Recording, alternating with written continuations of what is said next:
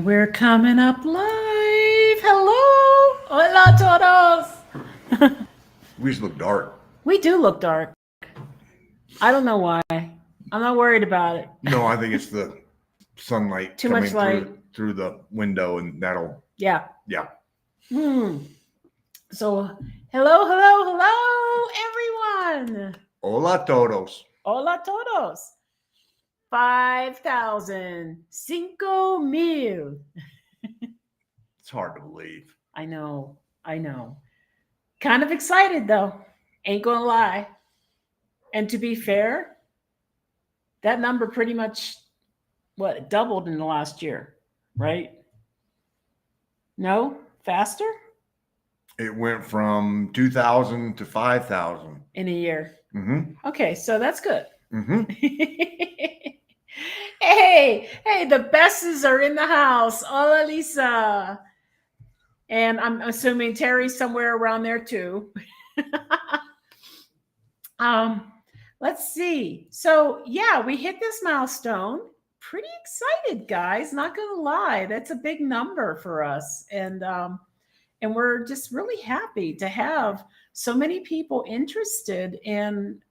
Yeah, we didn't do it. Yeah, y'all did it. Yeah, I mean, like interested in what we have to say. That's just amazing. So, hey, hola, Andy from Guadalajara.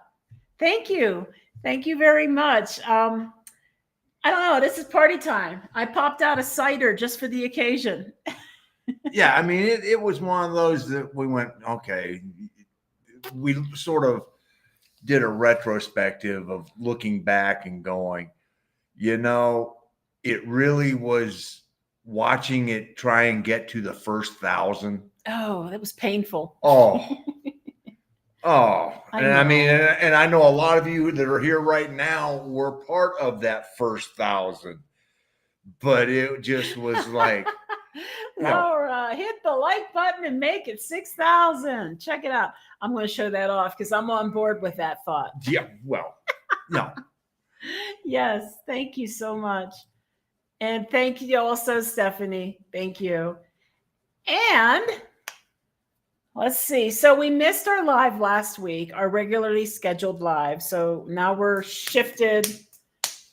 Carolina had to put a beat down on State. It's just things happening, things going on, and it was just too overwhelming to even attempt to try to do a live last week. So here we are. And I got to watch the game. So, I mean, that just sort of worked out all the way around. And it's not like things have become underwhelming. I literally have bounced from one computer chair to another all day today.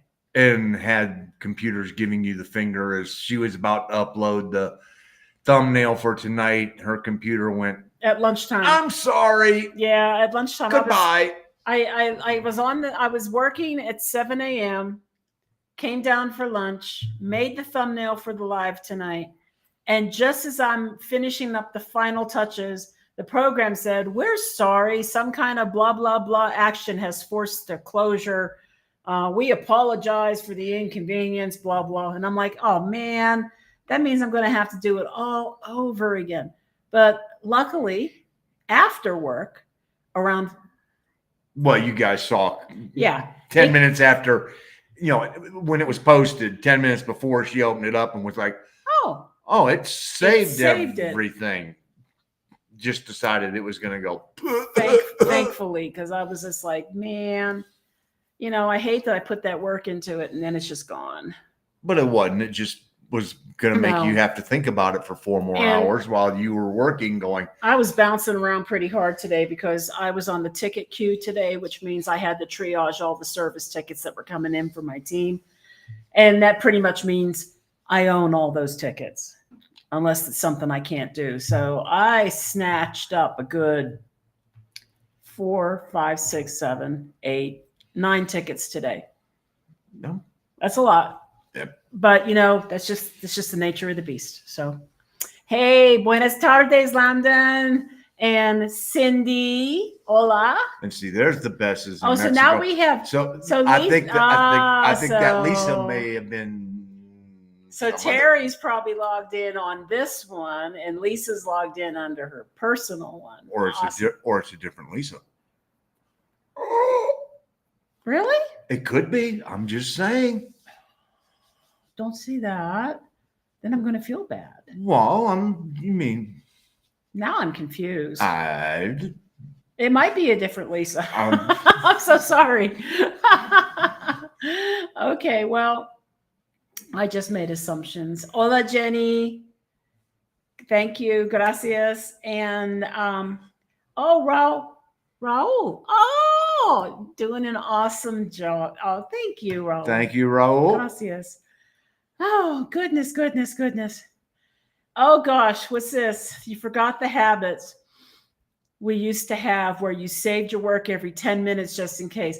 That's true, but I have autosave on a lot of stuff. But I wasn't expecting this. But fortunately, it did. Well, save yeah. it. I mean, you think back to the days when we were popping in a 5 1/4 inch floppy. Yeah, you saved every 10. Oh, for sure. You damn Skippy, you did, because the odds of you getting that blue screen of death back then were, I don't know, 1 in 4. I mean, so it was like, type a whole report and then it just go, there, it's gone. Bye. Derp. And there really wasn't any memory in the computer. It was all on those discs. And, ooh. Yep. God, that was bad. Fun times. Kind of reminds me of when you used to have to load everything with a floppy, like every program. The operating program. Every program. Yep. WordPerfect. Mm-hmm. Gosh, I'm trying to think of what other ones I used to use regularly. Well, the games were on the discs too, and you used to go into the store and they have the little plastic or paper sleeves with the different games printed on them, and you go. Yeah, but I'm thinking more along the lines when I was in high school, honey, and you were beyond that already. Yeah. And I was in a mix of academic and business classes. So I had shorthand because I thought it would help me take notes in college for some reason. Never used it.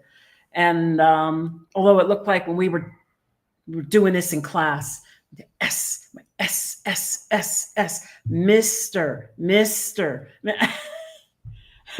You have no idea what I'm talking about. Yeah, it was just like that. I mean, we would do this air writing so we could learn, and I used it. I thought I was going to use it for note taking, and I just ended up using a tape recorder for that. But yeah, I had business classes. I had typing. I had word processing. I actually took a class that was 3 periods long where they mimic a business.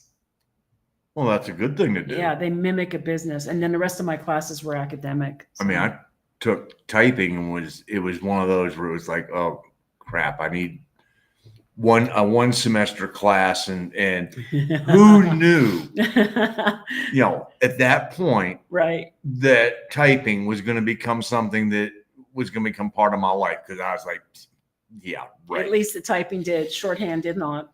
Lisa. Okay, so Lisa, first Lisa. I'm sorry, Lisa. I had the wrong Lisa. So hola to dos Lisas. That could be Genesis Lisa. It could be Genesis Lisa. It could be my friend from the US. Oh goodness. Hey Shane. Hi Shane. And Ruby. Yep. And hey guys, Shane and Ruby have a YouTube channel too. They just started. Yes, they did. Yeah. Shane, why don't you put the link for your channel in so people can go check you out? And welcome to the mayhem. I mean, I know. The whole, what are we going to do? What are we going to say? How are we going to say it? Oh, now I got to put it together. And putting it together is the worst part. While we're on this, we did interviews while we were in San Miguel de Allende during the YouTubers meet and greet. This Saturday, we have our interview with KJ and Craig from Truly Remarkable Life. That will be at 9 a.m. on Saturday. I'm going to put a reminder out. And they're going to drop their interview with us at the same time. Then the following Saturday on the 8th, we're going to drop our interview with Lisa and Terry from The Best is in Mexico.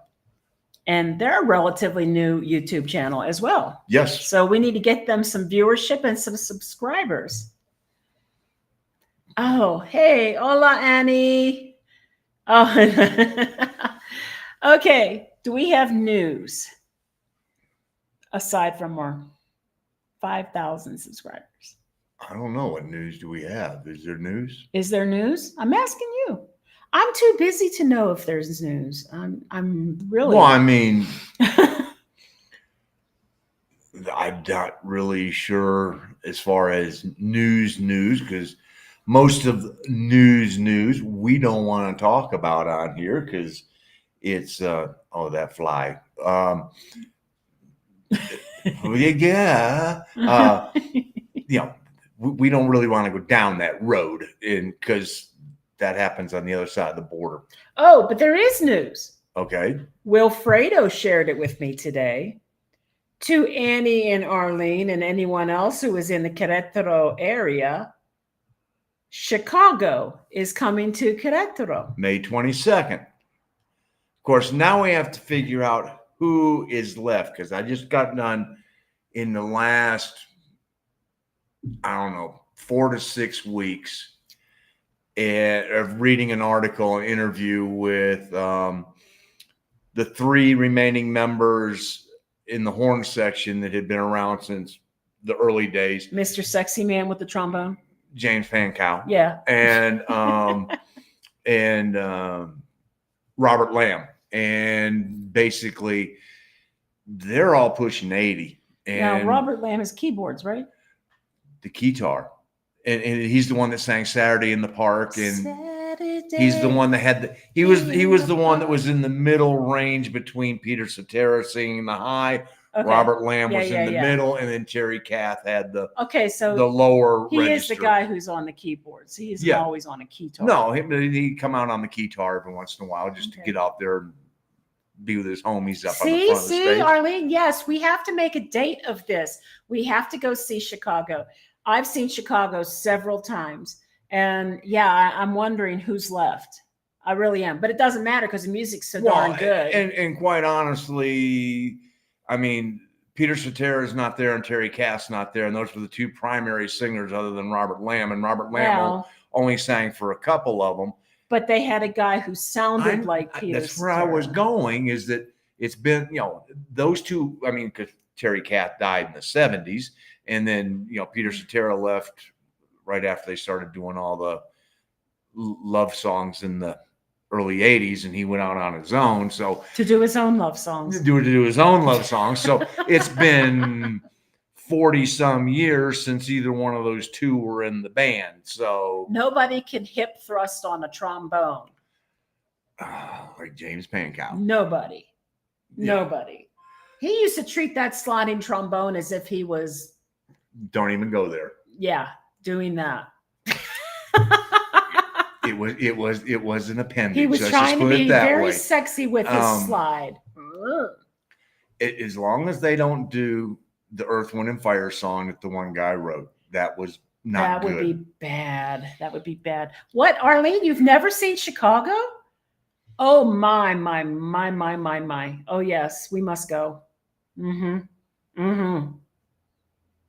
We must go. I'm going to look up and see where they are. I'm not sure where they're at. And then we can figure out when tickets go on sale. We're going to hit that. And if we are lucky, they have a huge. I'll be back in a minute. They have a history of touring with Earth, Wind, and Fire. So, because we've seen them with EWF now, I think 3 times, and did not realize that the song Reason was written by a member of Chicago and then recorded by Earth, Wind, and Fire. And they brought the guy out from Chicago who wrote the song and did it with Earth, Wind, and Fire. And instead of Philip Bailey singing it, this guy from Chicago sang it. And it was like, give you credit for writing the song, shut up and let Philip sing. You know, I'd rather hear Philip do it. But if we're lucky, maybe those two are still doing their touring together. You think you're going to get him while you're on here? Okay. I'm just going to keep trying. I'm going to keep it right here. Okay. So yeah, I mean, I think we've seen him 3 times with EWF. At least twice. At least twice. I think 3 times. So who knows? Maybe it's possible. I've seen him with REO once. And I don't even know. Wait. Yes, I do. Star Lake Amphitheater, Pittsburgh. I saw them the first time. I'm trying to think of who they were with that night. But they were the headliner. So anyway, I'm all out of breath now. I did not get a chance to ever see them with Terry Kath. That I would have really. That would have been cool. Because, you know. The movie, but not the play? No, we're talking about the band. The band. The band that was originally known as Chicago Transit Authority. The play. I have seen it on. I have seen Chicago on stage though, the musical. But hey, it was actually pretty good too. And it was one of those touring companies that, you know, crisscrosses the country off Broadway. Okay, so details. Now, while she's looking up details, I actually finally got to go to the dentist here in Mexico. There you go. I knew there was news we were missing. Mark went to the dentist. Guys, this is going to floor you. It was amazing. It's a little, I mean, 15-foot storefront. Walk in, and it is the dentist. She is the only one there. I'm thinking that this is the reason why the expense of getting things done here is so much less, because they don't hire secretarial staff. They don't hire aides. Billing specialists. Nobody. I mean, every time we've gone to see a doctor of any kind, it's been them by themselves in their office. Yep. And, you know, that was, she was like, I'll be with you in a minute. Spoke perfect English. You know, she practiced for a couple of years up in Boston. And I think she's from somewhere in the northern part of the country, and has lived in Monterrey and Guadalajara, and is now here in Querétaro. And I knew there's going to be some things going on that was going to be like, yeah, you know, because there were bad things when we left the States. And, you know, it took 2.5 years almost to get one implant with a bone graft in the States. And it costs over $3,500 with insurance. And went in there, and, you know, she goes, you know, what is it you want to do? And I'm like, you know, explaining, you know, we need to, this is the status, and it's, you know, not good. And I do all the things that are not, all right, that are not. I'm just waiting to not get hit in the face with that thing. I won't hit you. I appreciate that. And so explaining, you know, that, yeah, I had the implant done over here, and that, you know, we were going to do some work over on the other side. And she's like, okay, well, you know, let's go. And I'm like, let's go, you know. And she's like, no. Up on the roof is where she has all of her scanning equipment and dental chair and everything else. And we go up there, and, you know, she does a quick little scan and gets the whole image and goes, yeah, okay, you know, we're going to do this. We're going to do this. We're going to do this, you know, and I need to do a deep cleaning. And she goes, I'll do half of it today. And she goes, come back next week. We'll do the other half. You know, we'll do the lowers today. We'll do the uppers next week. And, you know, I've got a couple of teeth that are a little loose. And she was just like, we're going to do a sort of a fiberglass bridge to the teeth that are next to it to help stabilize them so they'll stop moving. And you just go, a little piece of fiberglass goes in the back, bing, bang, boom. And she goes, yeah, I think we're going to end up having to do an implant on the opposite side, which I knew that, and I was like, yeah, I'm worried, if there's enough time. She goes, well, when are you leaving Querétaro? July. We got plenty of time. Huh? This took how long, 2.5 to 3 years in the States. And she just sort of looked at me and she goes, yeah, that's sort of the business model in the state or in the States. And I'm like, you mean this business model? And she goes, uh-huh. Mm-hmm. And she goes, no, we can do all that. And she does the cleaning, and she gives me the price for both the cleaning upper and lower, and then the fiberglass stabilization. And it came to 2,300 pesos. Now, granted, that does not include the cost of the implant yet, but I got to go get a scan so we can figure out what we're going to do he's there. getting a fiberglass bridge installed. The bridge alone in the U.S. would have cost twice that. Just saying. Well, yeah, easily, because she's charging 1,000 pesos for the fiberglass bridge. $50. $50. And the fact that she can do this implant and have everything done that he needs. How many implants? One. Just one? Yeah. I mean, in 4 months or less. I mean, why did it take 2 years before? Yeah. Somebody wanted to milk the insurance company. So, so that's kind of cool. Now I need to go see a dentist too. I did make her an appointment. Yes, he did. I'm going on the weekend of the 8th. Mm-hmm. And he has to get a CT, I guess, of his jaw. Mm-hmm. That won't be that expensive. I don't think so. When I had an x-ray of my arm, it was $35. So I'm sure the CT would be less than 100. I would think so. We're going to find out. I'm still waiting to hear where I got to go to get it done. She sent me the receta, but I need to know, where exactly do I need to go? See, love dentist in Ajijic, reasonable price. Very, very cool. And I mean, she did the cleaning herself, and I was in and out, even with the initial, consult and the scanning and everything else. 45 minutes, I was out of the door. And it was like, here you go. You want proper interrogation with the implant. And do you mean acrylic bridge?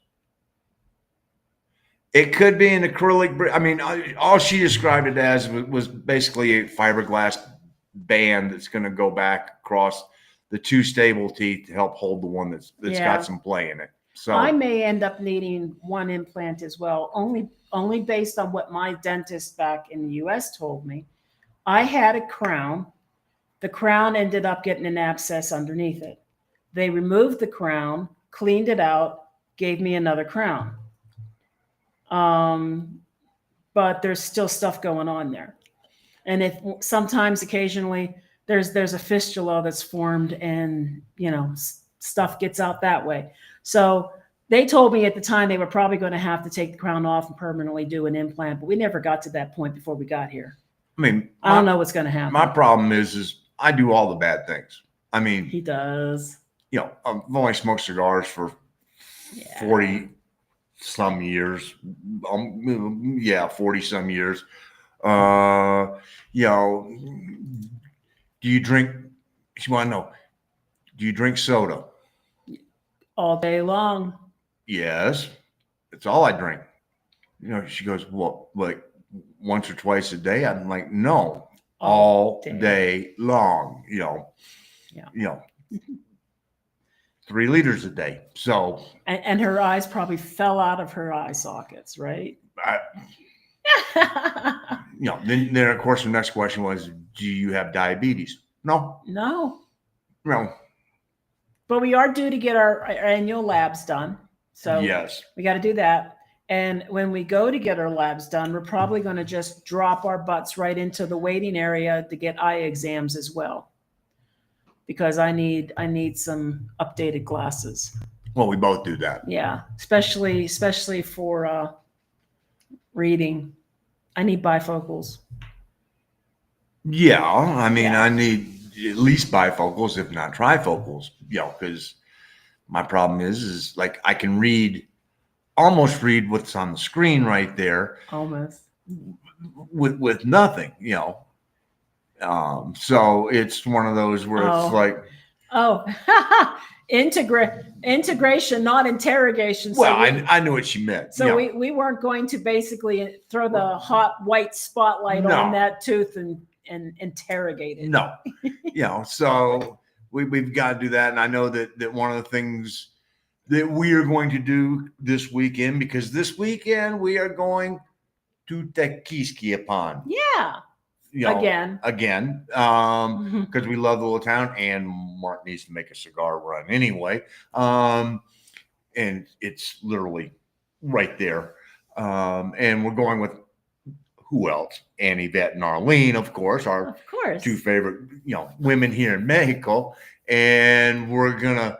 They suggested that we stop at this restaurant called La Cueva on the way, which is not that far past the airport, which is right, to get to the airport from Querétaro. If you're familiar with Querétaro, you got to go by the airport to get to Tequisquiapan, whichever way you want to go. If you want to go the long way and then come up, through up 200 and go that way, or 100 if you want to go that way, if you want to take 200 over and then pick up 100. So, either way, you're going really close to the airport. So we're going to go right by the airport and stop and have lunch at La Cueva, go see our friends up at Block Chazaro, and go see Jose and Virginia. And then we're going to, go over to Tequisquiapan. We'll probably try someplace different for dinner, even though the dinner we had there was great. But I know where we're going for breakfast. Oh, yeah. We know we're going for breakfast. Mm-hmm. We had a really good breakfast last time. We won't miss that again. And one of the things is what's really going to be interesting is going to be, is it as good now as it was 2 years ago? Because, I mean, was the newness of us being here, because, I mean, let's be for real. We were newbies. I mean, we had been in the country. Not even a month. It was one of those weekend things, 1 to 2 months at most. Yeah. And, so now going back, having toured as much of Mexico as we have now, are we as blown away the second time? I like Tequis a lot. I thought no. Really I'm not. I'm talking about the breakfast. The That's food. That's true. And yes, Shane, Bernal was really cool too. It was neat. But I almost feel like if we've been there once, we've been there. The biggest thing with Bernal was we couldn't get any place to eat. Well, early. We were still Gringos. We had gone to a we still are Gringos. We had gone to a vineyard before we landed in Bernal. So we had a really full lunch/dinner, and we really weren't hungry. So we didn't go out to eat in Bernal that night. We walked around, we checked out things, but then we were like, we'll get something to eat in the morning. And of course, we get up in the morning. In the morning to us is like 7:30, 8 o'clock. We get dressed, we go walk. And to be honest, okay, we couldn't wait to get out of that bed. Oh, it was a matrimonial bed. Yeah. Yeah. And we literally spooned each other all night. There was no room to roll over. That's not all bad, but I'm a tosser and turner, and there was no room to toss or turn or do anything. Yeah, good luck. Darn. Almost. I know. See, you can't get a good swing because you're afraid you're going to hit me. And so, yeah, it was, and that was the time that we were sitting there, and I'm talking to the guy, and he actually spoke English, and I'm like, so does this hotel have any king beds? Yeah. But you didn't actually come out and ask him if we could change to one. Well, I figured he would try and do the upsell, but he was like, no, you guys have a room. So, yeah. you Anyway, but anyway, we got up that morning and nobody was open in Bernal for breakfast. Like, I don't think anything opens till almost 10 a.m. And we were hungry. So we left and we found some street food outside of a gas station. Well, we were And yeah, it was we were good. headed over to get cigars at Block Chosler Road, and there's an Oxo that's right there down the street. Right. And we stopped there because we were like, all right, she needed a coffee, I needed a Coke, and I was like, if nothing else, I'm at least gonna get a Snickers bar or something like that. And we get out of the car and oh man, what is that aroma that smells so good? It's a barbacoa. Look over at the side of the building and there's a guy over there with a barbacoa stand. And I'm like, all right, I'll go get the beverages. And that's breakfast. That was breakfast, barbacoa. And it was like, gracias, Heather. Yay. Thank you, Heather. Yes, very much. Yeah. I believe you will hit 100K in 2 years. Well, that would be really awesome, Dave. Of course, we had people telling us we should have been hitting about 20K a year and a half ago, but you know what? If anybody, it is what it is. If anybody can truly prognosticate what happens on YouTube, oh man, they'd be rich. Yeah. They'd be up there with Mr. Beast. That's why you got these people that constantly throw out videos on how to get your first so many subscribes. And guess who's making the money on those? They are. Yeah. Because they put those videos out because people click and watch them. And I'll have our SMA Querétaro Bernal videos done maybe by the end of the year. Let me just give an example. He found out recently, Shane has found out recently that editing these videos takes some time. And just the 2 interviews that I worked on, each one of those interviews took about 10 hours each, roughly. And those were fairly easy because it's pretty straightforward. I mean, it's not like there's B-roll footage to drop in the background and, I need to drop in some music and what's the right music to drop in and now let me time the music up with the beat that's going on inside the what? Mosquito. Oh. Now we got mosquitoes too. And so, putting all that together is a work of art. I mean, it's it takes time. It's just a lot of moving pieces. So like a sit down interview was taking me 10 hours because I have to edit, blend. I find little splashy things to put on the screen and, slide between views. That's just a straight sit down. A normal video for us might take about 20 hours. And then that one I did on Puebla, because there was so much footage to edit down, that took about 40 hours. So it's not a fast thing. And it doesn't have to be quite that labor intensive. She has a mental picture of what she wants. And until it matches that mental picture, she doesn't stop. I mean, it's like, I'm like, I'm a junkyard dog with a T-bone steak. That's exactly what it is. Hey, it's all right. We're so happy that you're here. So please go enjoy your dinner. Yes. That is awesome. Have fun tonight.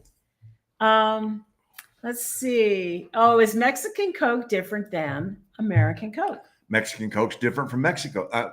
Other Mexican Coke. I mean, we have actually found that the Coke that you can get in a glass bottle is different than the Coke that you get in the plastic bottles. Here's the short version. They used to all be 100% pure cane sugar, but the plastic bottled ones are now a blend of sugar, high fructose corn syrup, and basically Splenda. They're kind of a blend. The glass bottle ones, from what I could tell from the glass bottle that I looked at, is also a blend of pure cane sugar and one other sweetener. I can't remember which one it is, but it probably has a higher amount of cane sugar in it than the plastic bottle ones. So whenever I hit a cooler of the 20 or the half a liter or liter, I haven't found the glass in a liter, but the 20 milliliter or the half liters, I'm in there tinking, tink tink, and I'm waiting to hear that tink tink, and I know it's glass, and it's like, yep, because that sound right there, and it's like. And I remember the first time that we encountered that, we were actually coming from Querétaro going down to Veracruz, because we spent the night here in Querétaro to break it up. And we stopped at that little place when we finally started getting down the mountain and got into the state of Veracruz, and walked in and was like, this is glass. And it was like, oh my God, what a difference. And she was like, no. And I tasted it. And I gave it to her, and she was like, oh yeah, it is different. There's a difference. It's not a myth. It is true. And that's because in the United States, you'll be very hard pressed to find any carbonated pop or soda that is pure cane sugar. Yeah. Almost all of them, if not most, I think almost all of them are high fructose corn syrup, and it does taste different. It used to be that they were 100% cane sugar in Mexico, but they are slowly changing that, and they've definitely changed it in the plastic bottles. So yeah, I mean it's different, and I gotta say I prefer it down here, having just gone to the States. The only Coke that I had in the States was the fountain Coke, and it tasted like caca at first. Well, because I got it at a McDonald's in the Dallas airport, and they've switched to paper straws, and all I could taste was the straw. And it was just like, and I took one sip through the straw and went, straw's got to go, and was sipping it out of the cup. Other than that, it was, thank you, Mom, it was Live Wire, because that's my favorite Mountain Dew, is the Mountain Dew Live Wire, which is their orange version of Mountain Dew, and it is like heavenly. Sure thing. Yeah. So yes, it is true. Editing videos is a job. And what I kind of tell people is, now that I'm working a regular job, I'm sitting in front of a computer a minimum of 60 hours a week, minimum. So yep, it is what it is. Andrew, gracias. Thank hope you, to Andrew. see you in Baja in a year or so. Yes, we are going to be 18 months. 18 months, we're about done. Yeah. I mean, it's going to be about 15 months till we get to, about 14 months. That's hard to believe. I know. That's just crazy. And we'll be in La Paz. So wow. We're getting out there. Hey, Cindy, I bought a made in Mexico Coke at the grocery store, and the only sweetener listed is cane sugar. Very good. Yeah, that's if you go to the Mexican section of the grocery stores, and normally down the bottom they've got the Sprite and the Coke, and sometimes some of the local ones here, and I can't remember the name. One. The pineapple and the fresa and the those types of the punch ones down there, and it's. Look though in the ingredients. I know. Look in the ingredients though, closer to the end, and see if you see maybe like a Splenda additive or something in there. Like, because the last glass bottle one we bought at Chedraui. Yeah. In Oaxaca. Yeah. It had cane sugar up in the higher level of the ingredients, but then more toward the end, there was another ingredient. I want to say it was basically Splenda. Yeah, they just put like a little splash, just a little bit of it, just to boost it maybe. But it's still much more It's just better tasting. So, oh, she bought it at Meyer. There you go.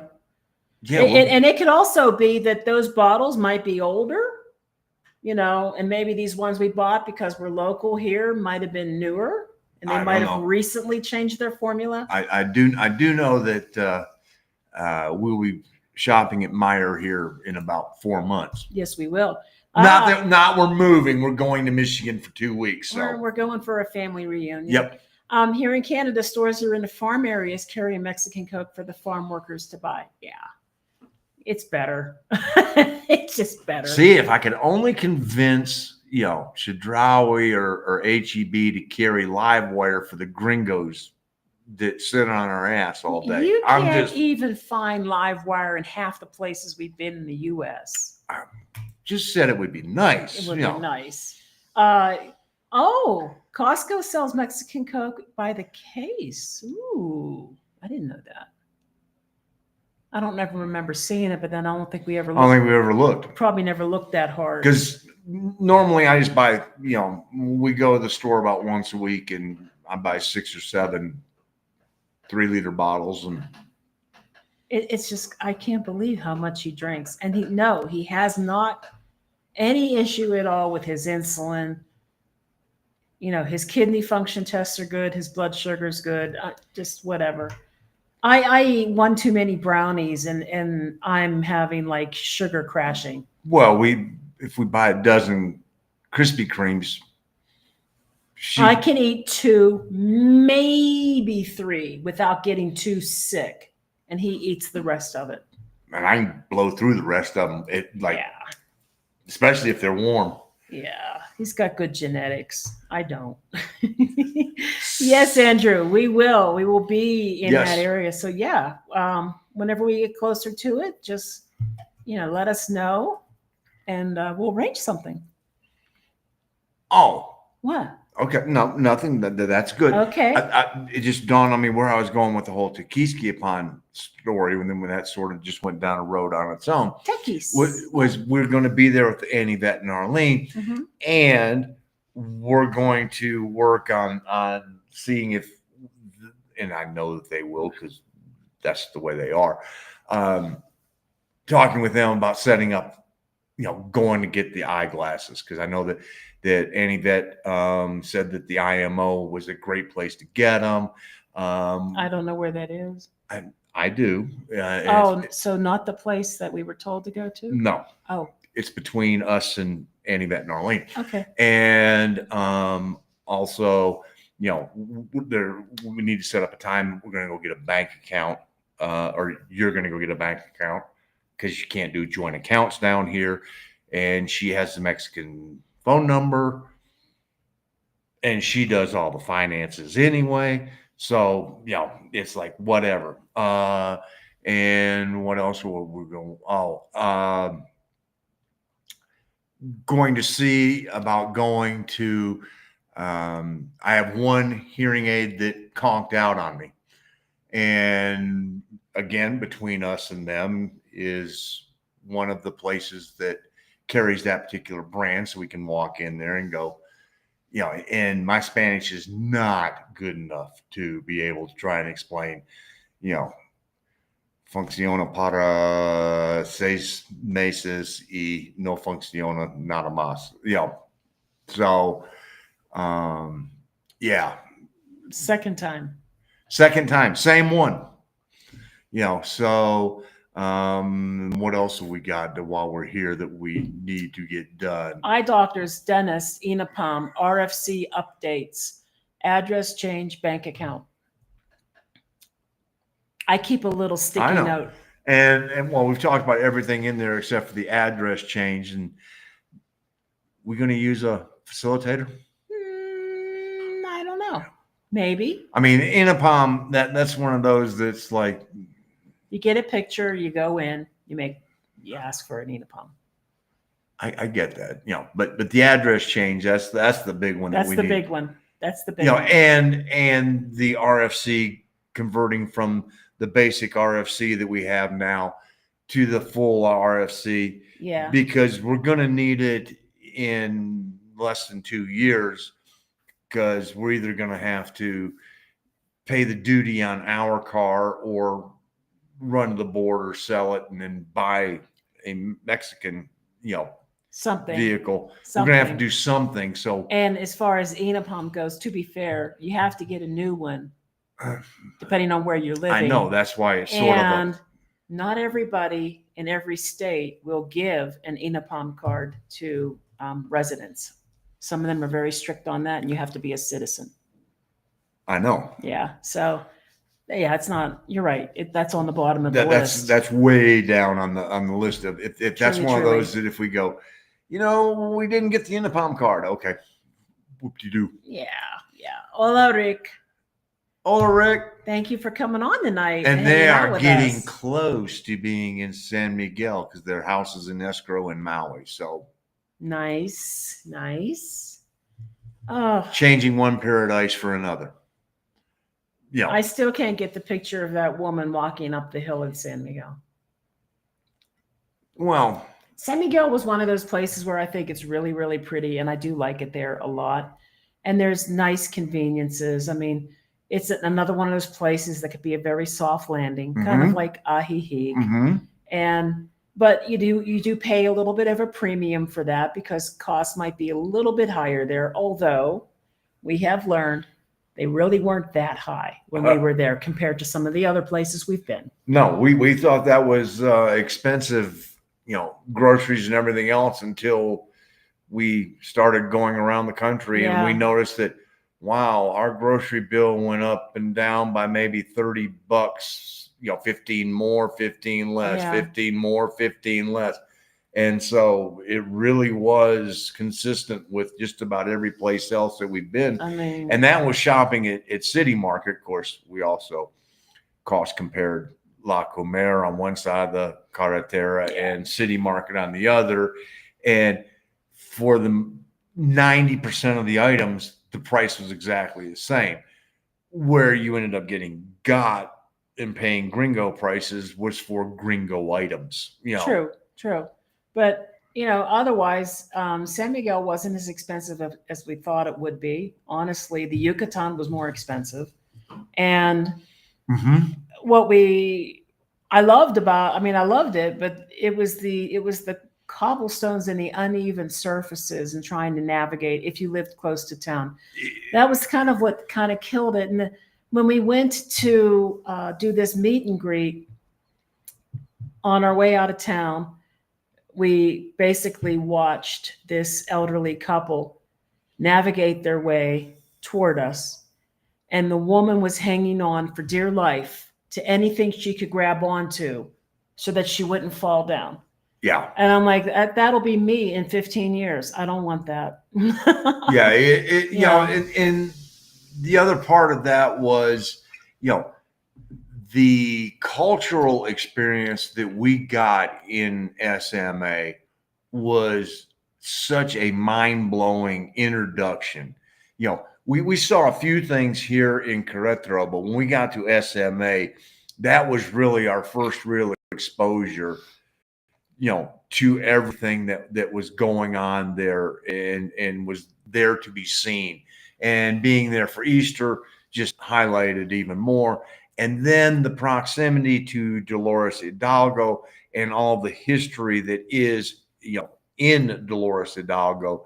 And we were just like, whoa, this. Yeah, I mean, it's a nice region. It's a really nice I region. Atotonilco and the history of that. And you just start going. Beautiful trees, lots of lavender.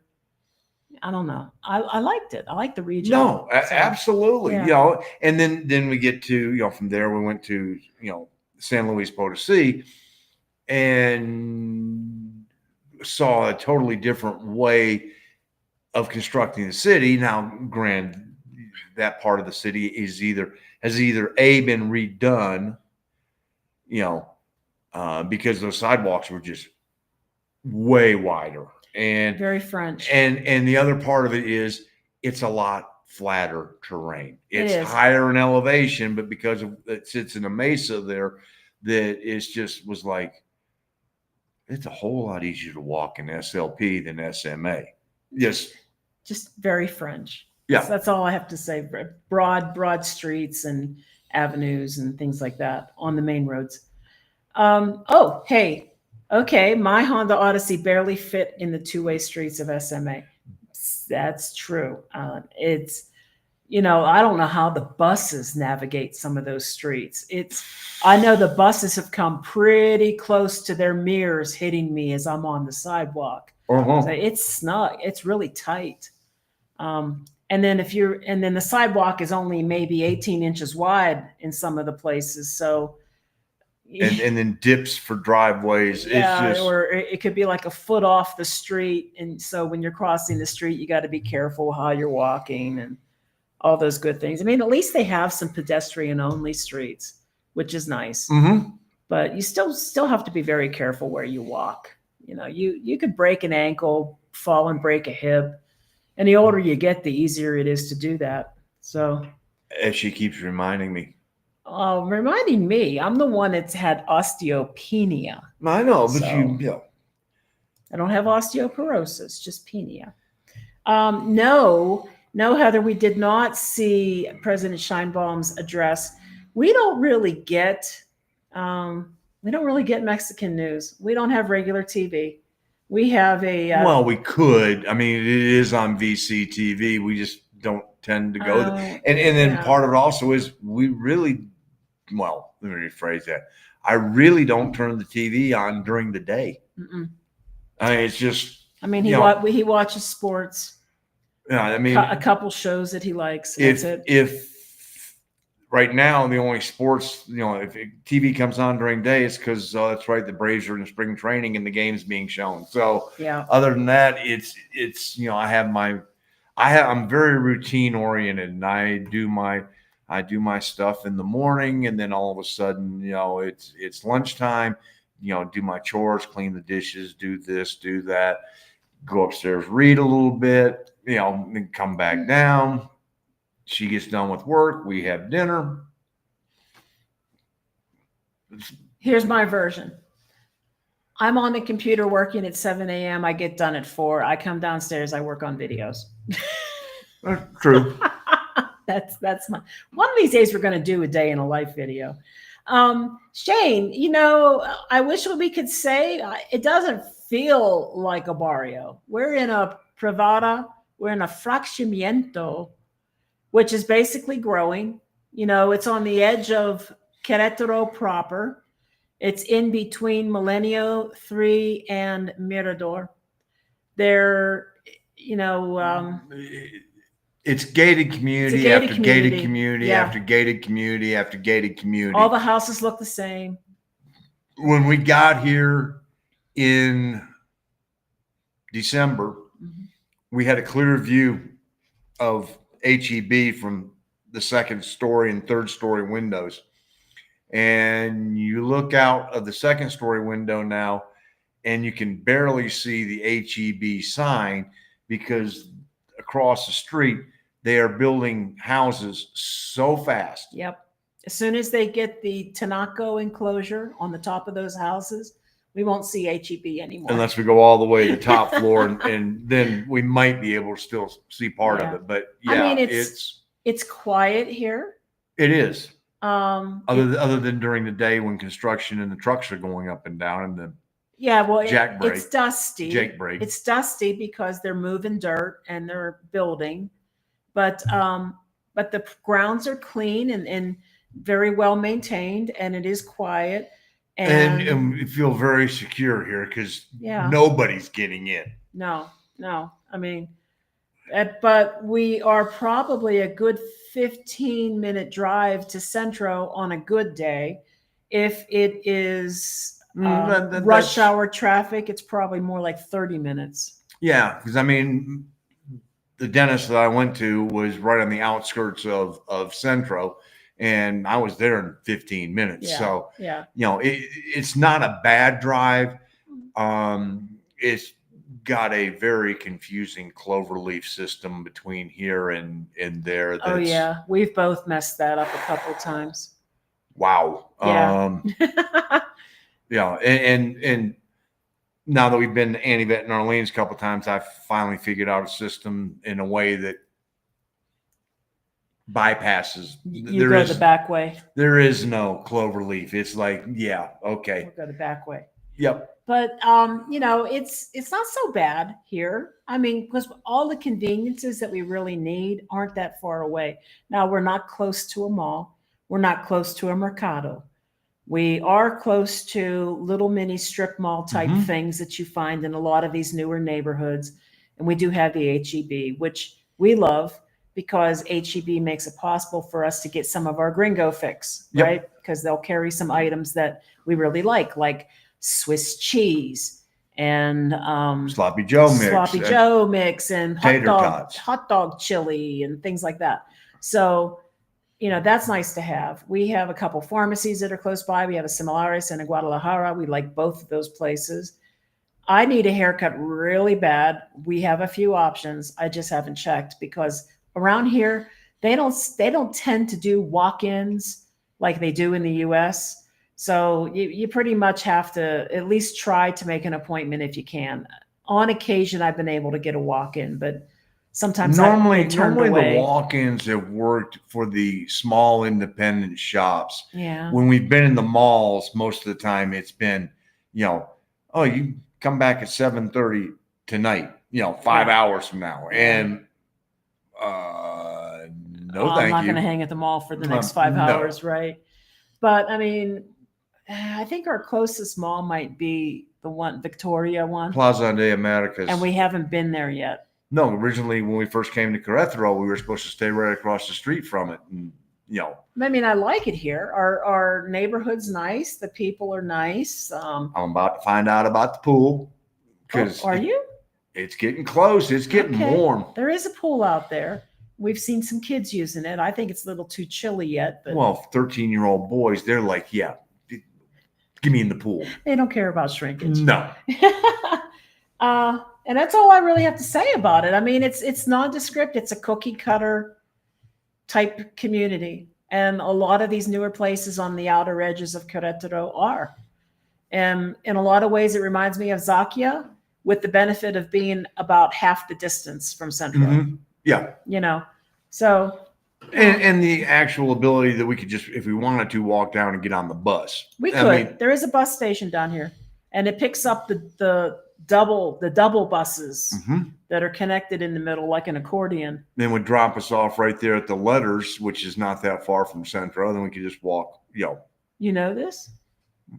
Yeah, because that's where the bus runs. How did you know that? Because I paid attention when we were in Querétaro the first time and saw where the buses were. Okay. Okay. This is a good question, Maximo. Is there a reason you haven't considered Guadalajara? Well, it's not that we haven't considered Guadalajara. It's just basically that we're running out of time. We we were going to be in the Lake Chapala area, and there was a good chance that we could go up and check out Guadalajara while we were there. I think we'll visit. But we have shaved time off of a lot of our stays. We eliminated a few cities. We extended our stay here for a couple of reasons. But one of them was just timing, because we're going to do this family reunion, and we need a place to keep our stuff while we do that family reunion in the U.S. So. And we need to recharge all the batteries. We need a break. What we thought was going to be sustainable sitting on our butts back in the U.S.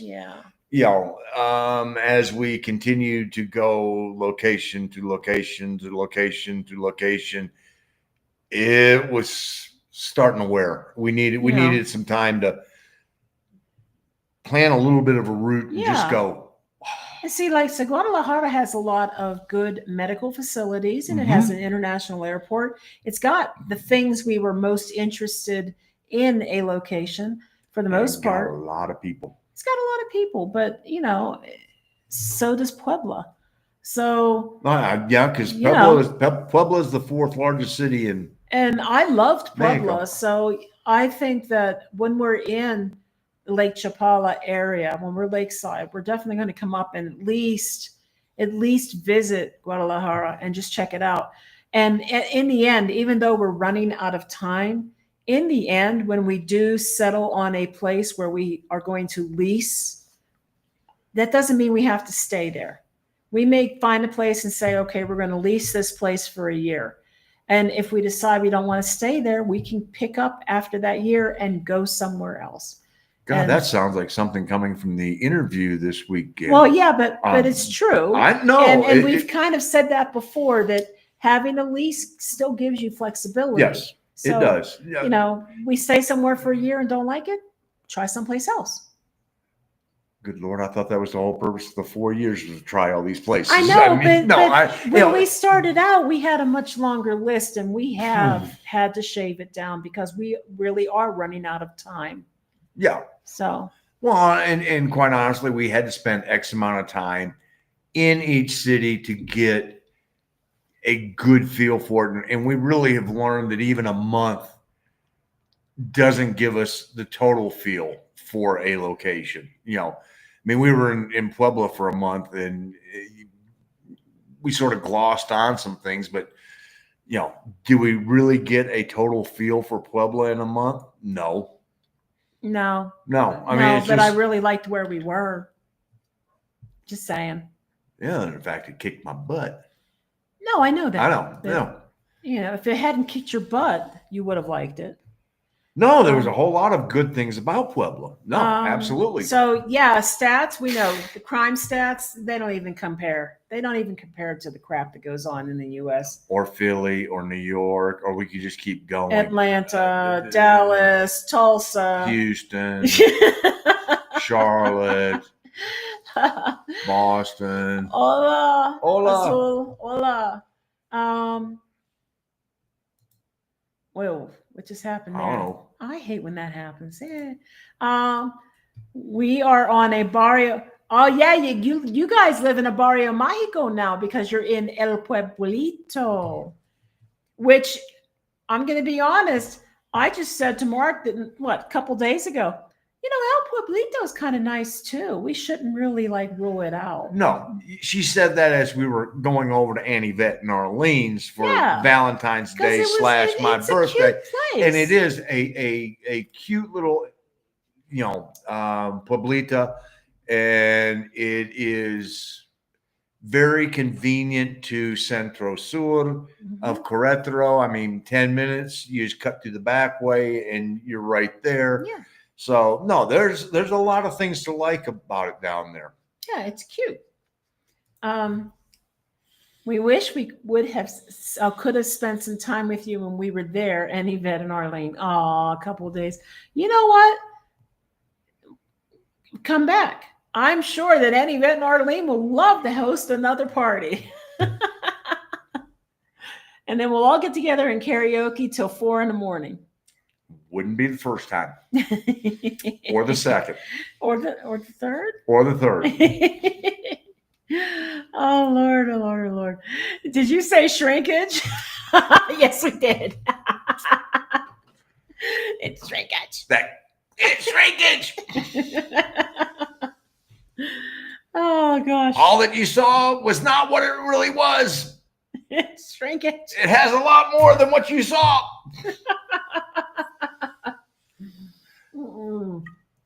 Oh my gosh, how funny! And now when I see old episodes of Seinfeld, I really cannot get Larry David out of my mind. I see him, and I actually just can. George Costanza. I absolutely can see Larry David in that character. It's just cracking me up. So, yeah, there she goes. Couple days wasn't enough.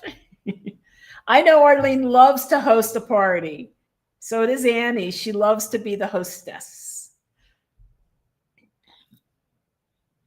To a certain level. Oh, I know. Well, I know. And then once the mayhem starts and she's sweeping up glass and things like that, then it's like, okay, we need to. We need to bring it down. We need to dial it down. Yep. Anyway. Yes. Oh, and I got more karaoke songs. Just letting you know. Yeah. I went to that karaoke site that I showed you, Arlene, and I got some songs. God help us. I almost downloaded some more German because there's nothing more fun than singing songs in German. when you don't speak German. What is HEB? Do they have it in the Yucatan? I don't think they do. No. It's based out of Texas. They are HEB is expanding they're in San Luis Potosi, they're in Querétaro, they're in Monterrey, and they're working their way down. I'm not sure if they've yet hit Mexico City. They probably will.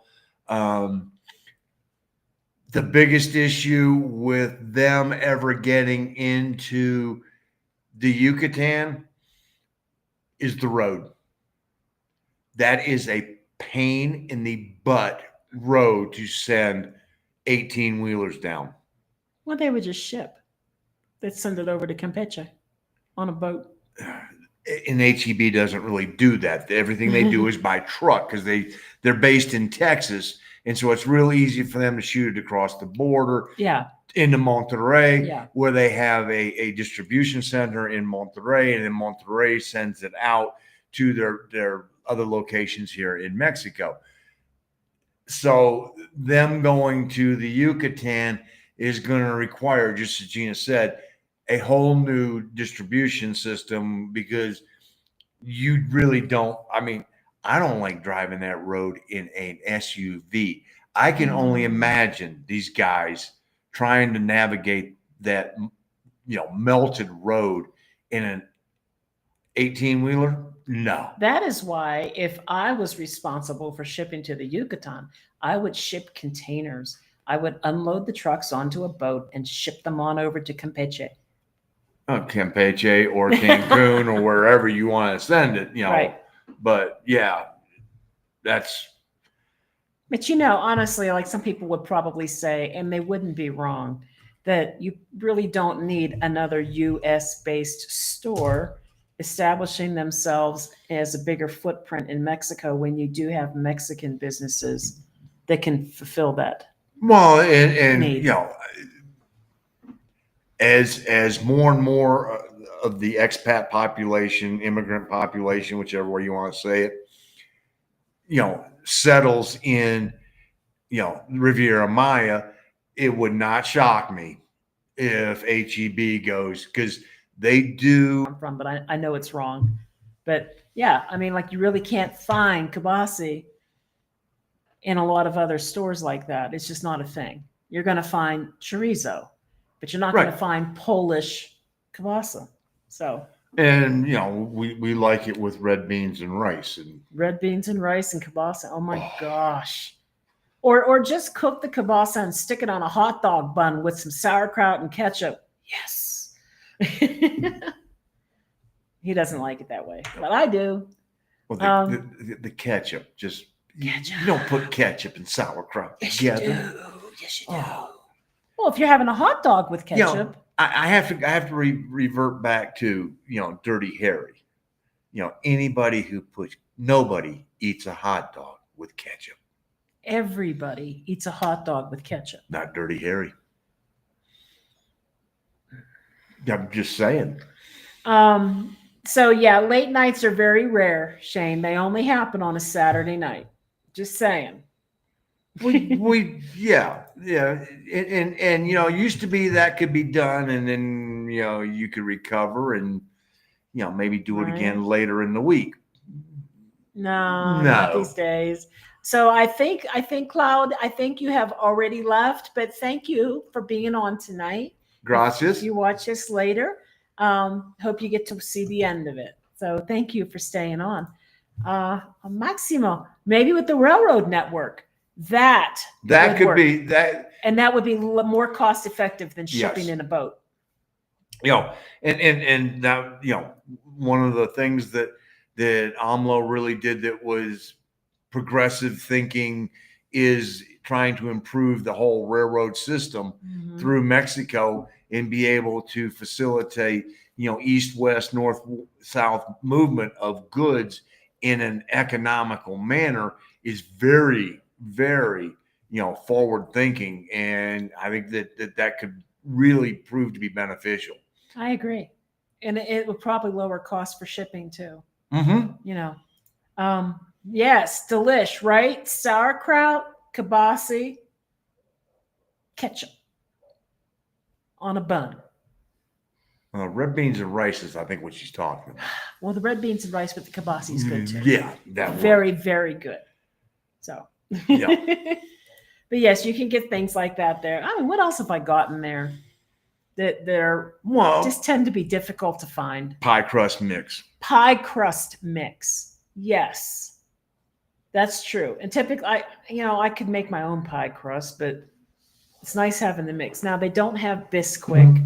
And they don't have I don't know what, but they sell US type flour. So you can get bread flour, all-purpose flour, and cake flour, and they don't charge you a ton as an import. It's like about the equivalent of 5 pounds for the equivalent of $5. So it's like 200 pesos roughly for 2.5 kilo. And yes, that does cost more than Mexican flour, but the gluten content and the protein content is high enough that you can bake cookies and bread and stuff, and it comes out correctly. We need more light. We did need more light. See, I enjoy ketchup with a hot dog. Yes, Jim, come on. Ketchup with a hot dog. I also like it. I like it with ketchup and mustard and onion. I like it with chili and onion. Well, you also like the chili cheese dogs. I like chili cheese dogs. Oh, that was something else that I saw that they had. They had cheese stuffed hot dogs at HEB. Now, I didn't typically buy that, and I won't, because he would not eat them anyway. That is correct. No point in buying things that I'm stuck trying to eat. That's, Got spaghetti and meatballs. He likes his Chef Boyardee. Well, and just finding meatballs, we were able. Yeah. Mark makes this really good dish. All it is just ordinary meatballs with mushroom soup, beef broth, and egg noodles. Yeah. And it's delicious. Oh, Vicky and Mark wanted to try your cookies, maybe for my birthday party. I get to make my own birthday cookies? No, for Arlene's birthday party. Oh, for Arlene. Oh, well, it says for dot Y. I know, but that's supposed to be my. Oh, okay. The period and the M Gotcha. fairly close together. Gotcha. And one of the things on that is, you took some up to SMA. I did, but they weren't there by the time Vicky and Mark got there. No, they were gone that night. They were gone. So yeah, I can make more cookies. That's not. In fact, I have half the cookie dough is in the freezer. So yeah, there you go. I'll just wait until it's time to make them, and then we will have them. Hola, Marilyn. How was your recent trip to the USA? Well, we both had a trip, and let me see. We got 2 weeks of interviews, and then the very next video that we're going to do is going to be our culture shock return to USA assessment. It took me 20 minutes to restore my USA bitch attitude. Your bitchiness? Yeah. He got bitchy real fast. It was, land in Dallas, everything's good. Customs, fantastic, and I'm still just blown away by, standing there, putting my feet on the two, blue little footprints there. And the agent just looks up at me and goes, "So, Mark, I see it's been a while since you've been back in the U.S." I'm like, he doesn't have my passport. I'm like, facial recognition is now so good that by the time my feet hit that thing, it already knows who I am. And he was as pleasant as could be. And I was like, yeah, there's no reason to come back here. I'm living down there where people don't hate each other. And he just laughed his ass off. And he goes, God, that must be nice. And I'm like, it is. It's great. And he was like, welcome home. Enjoy your stay. And, and then that was great. Picked up my bag, dropped it off at the carousel for it to go to, my next leg of the journey. Then the bitchiness started. Got to TSA because you got to go back through TSA to get to the next flight. Mm-hmm. And, and I get it. They're saying the same thing over and over and over, and it was, belts off, shoes off, computers out of the bag, put them on top of the bag, put them each into its own bin, take everything out of your pockets. That means everything, and so going through and get, all of that, go through. And the guy's like, I've got my hat on. And he goes, sir, can I see your hat? Sure. Well, you're supposed to take it off. No, I asked. They said, just go through with it. Okay. And so he wanted to see the hat. I'm like, whatever. And so we get down there and the bins are all backing up on the other side of the x-ray. And I'm sitting there and I'm putting my belt back on, putting my wallet in my pocket, putting my shoes on.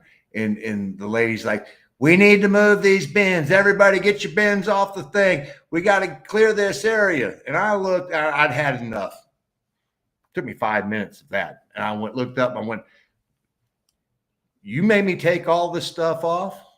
You will wait while I put it all back on. And the people next to me sort of looked at me, out of the corner of their eyes and were smiling because it was like, hey, this takes time. And I'm sorry, and I, nope. And she just turned and walked away. So, but, other than that, I tried doing the Mexican way of life and got some interesting results, But we'll talk about that in our video. Yeah. It's like there's no point rehearsing the whole video while we're on the live. Okay. I mean, essentially, we ran into the same things. Yeah. Same things about attitude, same things about people. We both kind of did the experiment that he's talking about, and we both noticed increased prices in a lot of stuff. So I think that's pretty much it. But it blew me away going to shop for eggs. That was like, gee. Since you mentioned that, I want to know, how does the bird flu know where the border is in Canada and where the border is in Mexico? Isn't it amazing that the bird flu is decimating U.S. eggs and egg prices, but I don't see that happening north or south of the U.S. They're scared of the cartel. Incredible. That bird flu just knows. It just knows. Can't cross that border. I don't know. I find it's shocking. It's so shocking. We can go buy 18 eggs and it'll cost us like 60 pesos tops. Mm-hmm. Tops, usually less. And the cheapest that my mom and I found was $5.49 for a dozen. That's ridiculous. Up to $9 for a dozen eggs. Crazy. When you start looking on Facebook and you see people posting recipes on how to make stuff without eggs, that's like where it's at now. Yeah. It's just insanity. Eggs. That flu, it knows. Your mama's cookies were amazing. Aw. Hey, that's my favorite cookie. It give you an idea how much I love Annie, Vet, and Arlene. I actually gave them the cookies because it actually went through my brain going, they don't even know about these cookies. I could eat them. Just saying, He had his own bag of cookies here, and they were 3 times bigger in size than that small bag. Yeah. And he ate them all. I think I might have eaten 2 of them. It's a date walnut cookie that, yeah. You need a food processor just to make them. Because the dough is just incredibly thick. Yeah, when you add in the dates and then add in flour, and you'll wear an arm out trying to stir it. They are good though. I was trying to explain white people tacos to a Mexican national and the difference. North American tacos can contain synthetic cheese and olives. Synthetic olives? Say it's not so. No, synthetic cheese and olives. Oh, okay. I was gonna say, yeah. A lot. He likes to put black olives on his tacos, taco salad, tacos. I'm not much for the olives, but they can be okay. Well, see, but what's one of my favorite restaurants? Taco Bell. Did they put olives? And they black olives used to be a staple of when you were in elementary school and I was coming, stopping at late night, yeah, that was that was his late night beer drinking, hot, get your food mix, drunk food. The enchiritos, that was, and it was. I'm not gonna lie, I really, really, really, really like a chicken chalupa supreme. I just do. Hey, when we were there, when I was there, I'm with Taco Bell twice, so I don't hate on Taco Bell. It's cheap food. Well, it used to be cheap food. It's not cheap anymore. It's still cheaper than others. It's better than 15 or 20 bucks at a McDonald's. Anyway, and you know what? And I know you're going there with the Velveeta and the Kraft cheese. Yeah, you're right. It's not cheese. Nope. And I am a cheese connoisseur, and I am all about buying like really good cheddars, really good Swiss. My favorite cheeses are Wensleydale, Stilton. And cheeses that make her get kicked out of the house because she's got to eat them outside. Yeah. I mean, I like the stinky cheeses, so the Limburgers and I'm all into the Gorgonzola. Cambozola is a favorite. Cambozola and Wensleydale are my favorites. But I have a soft spot in my heart for that jar of Cheese Whiz, for that cheese that you spray out of a can. And so are the words, if it resembles cheese or is pure cheese, she's in for the whole gambit. I'm probably going to eat it. Yeah. I'm probably going to eat it. I'm not going to lie. Right now, my favorite fake cheese food product, honestly, is Philadelphia American cheese slices. They literally melt while you hold them in your hand, waiting to stick it on something. They make the best egg sandwiches in the morning. So they're not M&Ms. They're not M&Ms? Melt in your mouth, not in your hand. Oh, no, that's true.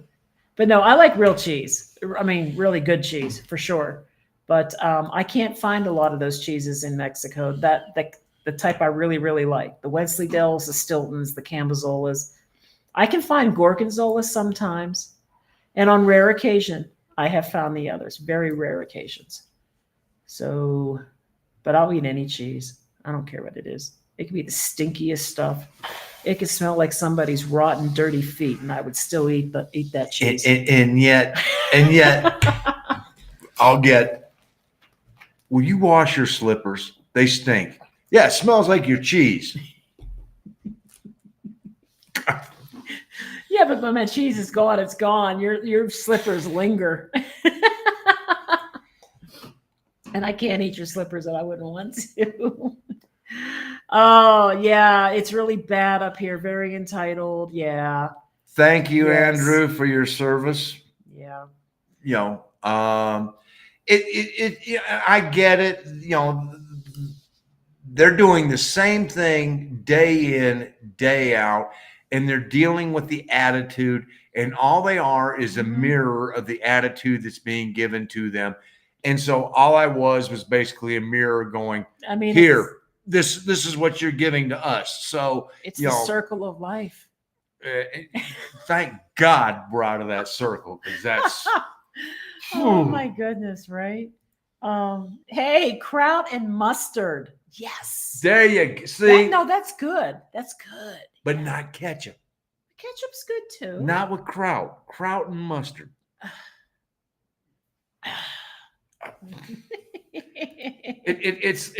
It's like making a sandwich. You know, if the meat that you're putting on there gets very light, then the condiment that you put on there gets very light. If it's a chicken or a turkey, you use mayo. Yeah.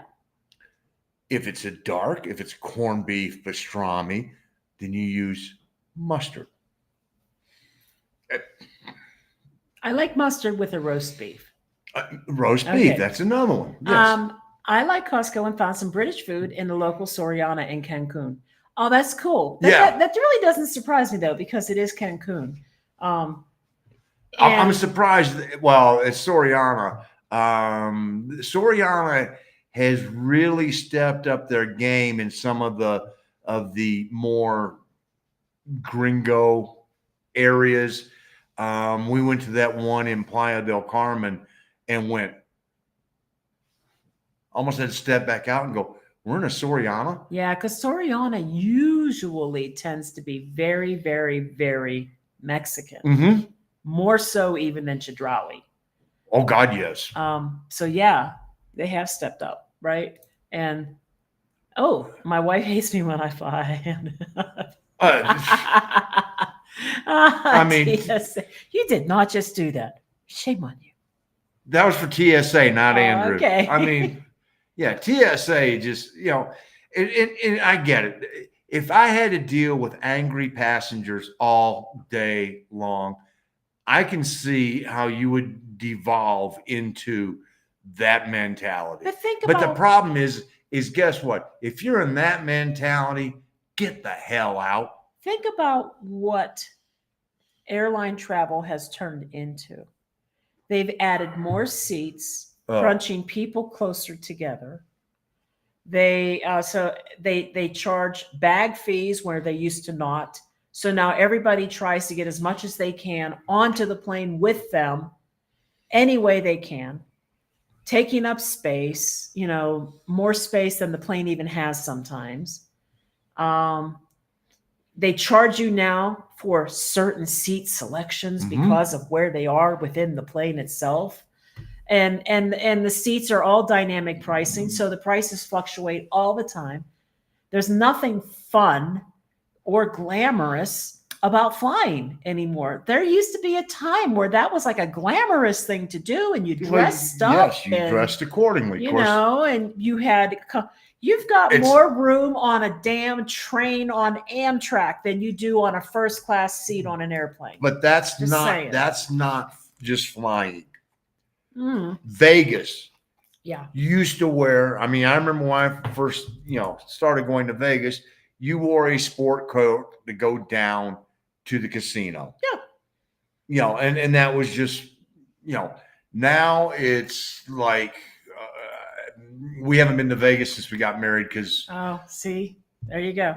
Stephanie's been back 1 week. She agrees with you. And my experience was similar. I just haven't talked about it because we've been trying to save it for the video, because everyone has been very interested in what we thought about, the changes after being here for 2 years and then going there and seeing the changes and just. Yeah, because it'd been almost 2 years since I went back to the States, and he knew exactly how long it had been. It was just like, yeah, there's a reason why. And when I got to the other side of him, I suddenly remembered what that reason was. Yeah, I think all active duty military should be able to walk through without hassle. Thank you. You damn Skippy. I absolutely agree. And what they've done now is they've turned it into a money-making venture. So you pay money, and for so many years you get on a safe list.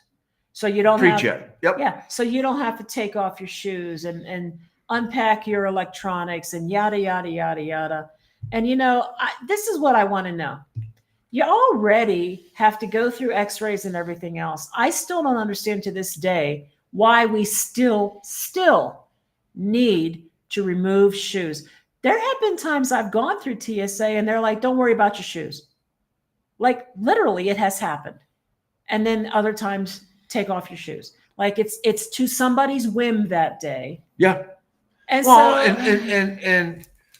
all right. my flight left at 5:14 a.m. here in Querétaro. And so I get there, throw on my, check my bags, put my computer bag on there, which had no computer in it because I was bringing hers back. Yeah. And so put it in there, it goes through, and they're like, oops. And, es tu machia, sí.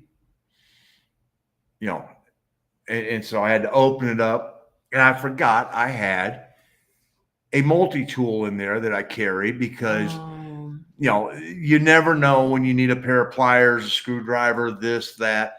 And so I was like, basura, bueno, hasta luego. So hold on. So I go through that, no problem. Go through TSA Dallas, no problem. Get to my mom's. I'm putting her computer into my bag. Oh, yeah. Look in my bag and go, oh, crap. I've got a carpet knife in there, a box cutter. A box cutter. Oh, remember those? Weren't those the weapon of choice? It went through Mexican inspection. Yeah. It went through Dallas TSA inspection and sat in the same bag, and they allowed me to fly with it. Of course, I took it out and threw it into my checked baggage to come back because I'm like, I lost crochet needles one time because of TSA. I lost the best pair of hair cutting scissors I have ever had because they were inside my makeup bag, which I forgot they were in there, and I had to throw them out. And I have not found another pair of hair cutting scissors. No, you've tried Sally's all over Mexico. Yeah, I haven't found another good pair of scissors. I may order another pair on Amazon or something. But yeah, I mean, like these things like this, that all the security and stuff, and it's just like, really, can they not find another way to? Because of course people are idiots and they do stupid things. If they just did it with a smile, that would make life a whole lot easier. I know. I'm just saying. Bird, Shane, you are so right. The bird flu watches the news. That's how it knows. I can't understand. I see my friends. I see people talking about egg prices, and sometimes they're angry. Sometimes they're making jokes about it. And I'm like, man, I'm paying about the equivalent of $2 a dozen here. $2 a dozen. And that's probably high for Mexico. $2 a dozen. I just don't understand how the birds and the flu know where the border is. What do you guys think of all the big companies investing in Mexico, like Netflix and their 1B investment in Mexico? Seems like Mexico is the future. I think that Mexico is expanding in technology faster than it probably realized, right? Guess what the number 11 economy in the world is? It's gone up.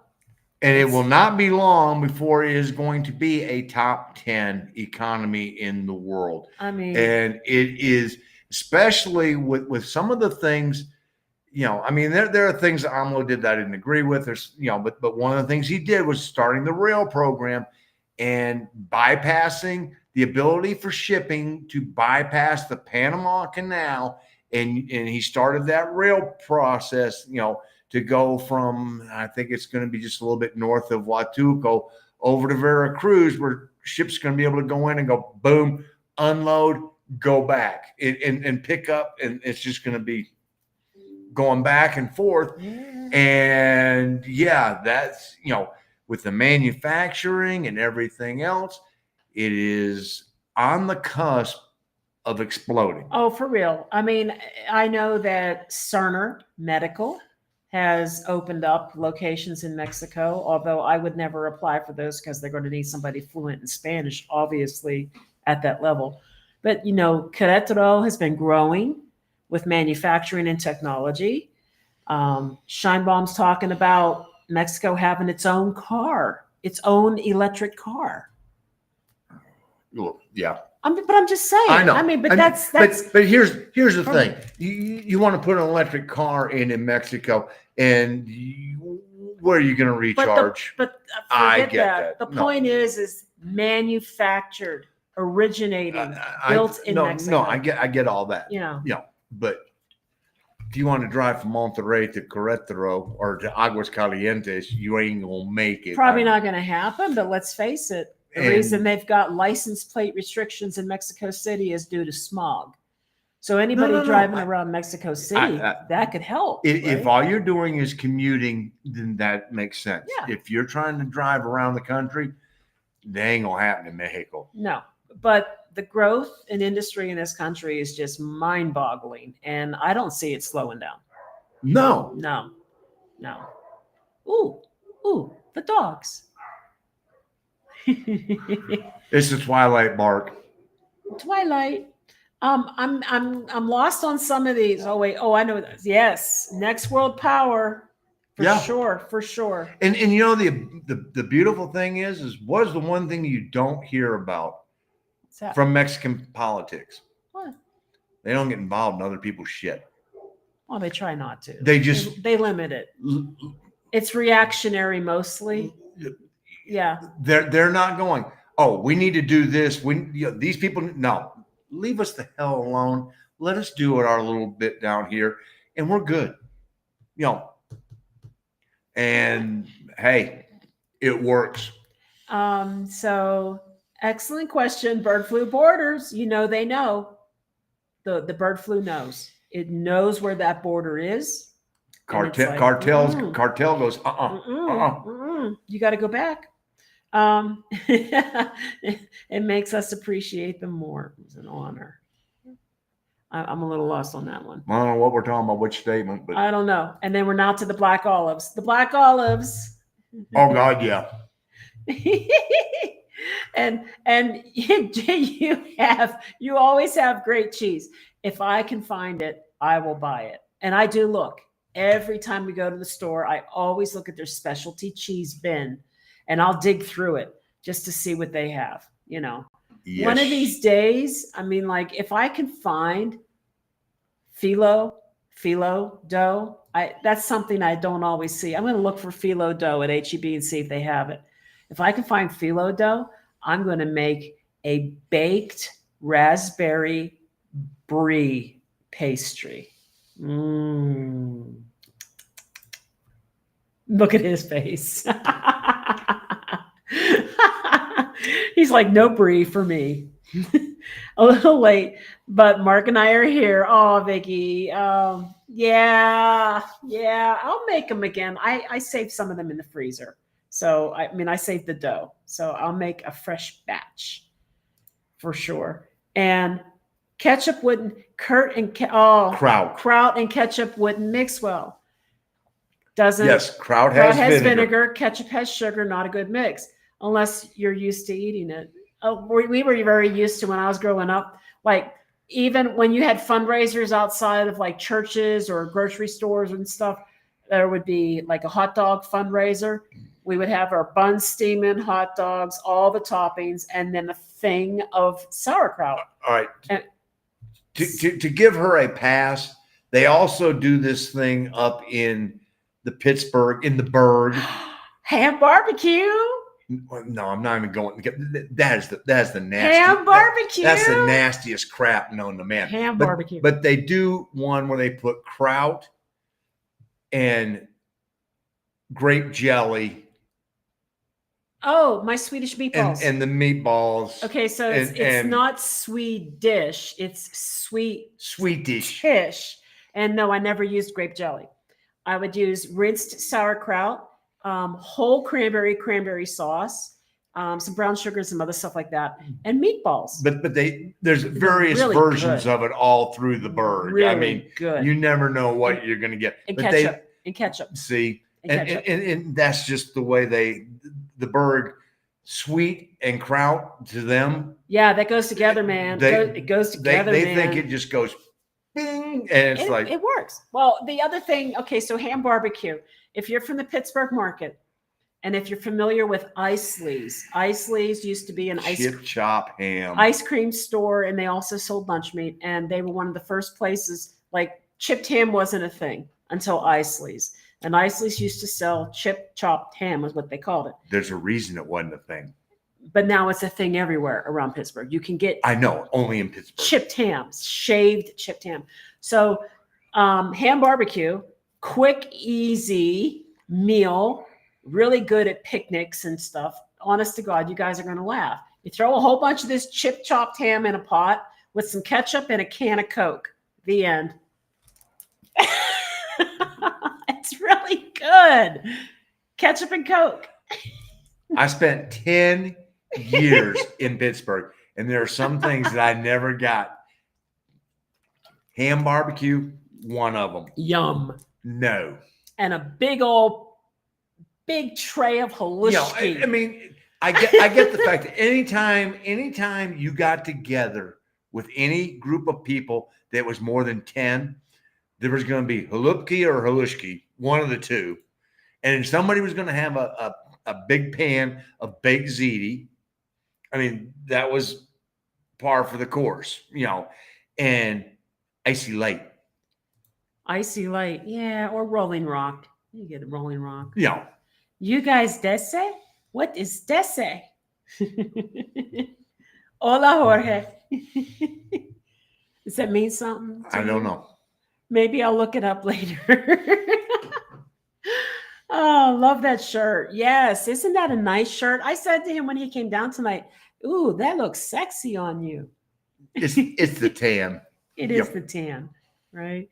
Oh, here we go. There you go. Gracias, Jorge. You deserve. Well done. Gracias. Muchas gracias. Where we at? Got that. You're right, Jim.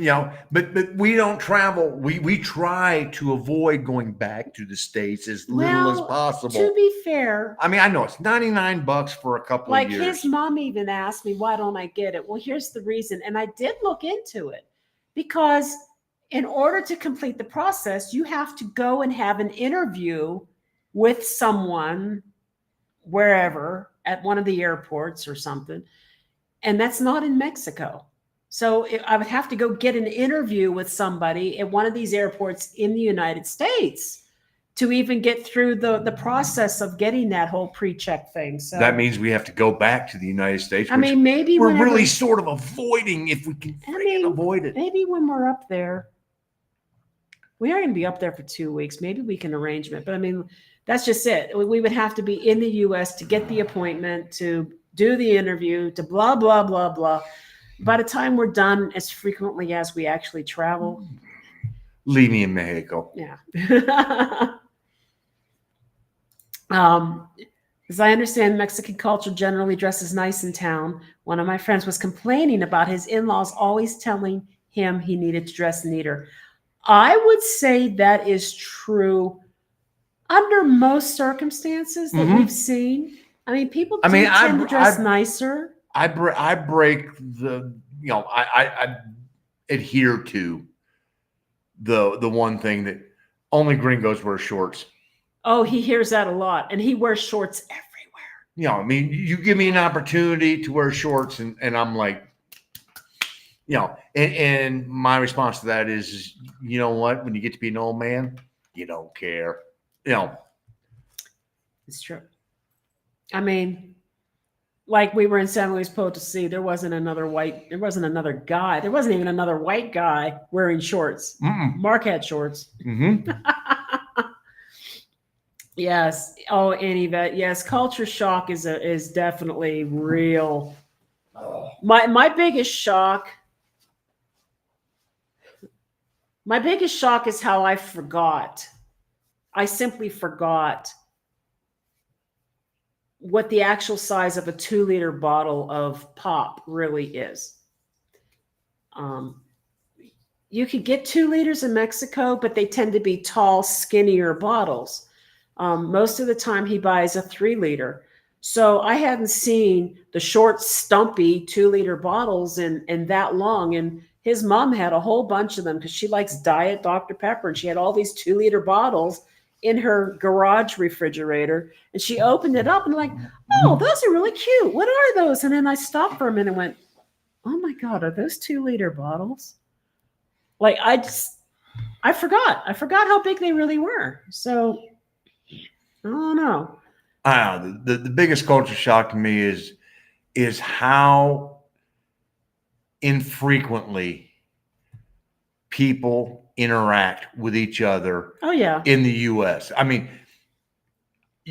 being down here for almost 2 solid years, you get so used to, the community. You don't, it doesn't matter if it's community or just going, you just don't go, I want this. No, Buenos tardes, and you have that little interaction and there's a smile. And people up there don't bother to even look you in the eye. No. It's, what do you want? Yeah. And it's like, oh. No, it's true. And I think social media is a reflection of that too. But, Querétaro TSA is the only airport that makes me throw my lighters away. Not Mexico City, not Merida, not USA, but Querétaro. And they didn't make me throw mine away. They made me throw my hair scissors away. I mean, Annie or Arlene, I don't know what the hell that was about. I was totally anticipating having to toss them, and nope. This is a good point, Heather. The only reason they have those silly rules is because they are baked into the liability of the airlines and the safety of speak to insulate the airlines. How's that work? I mean, of course, now hold on. In the 70s, we read about and had hijackings that were going on all the time.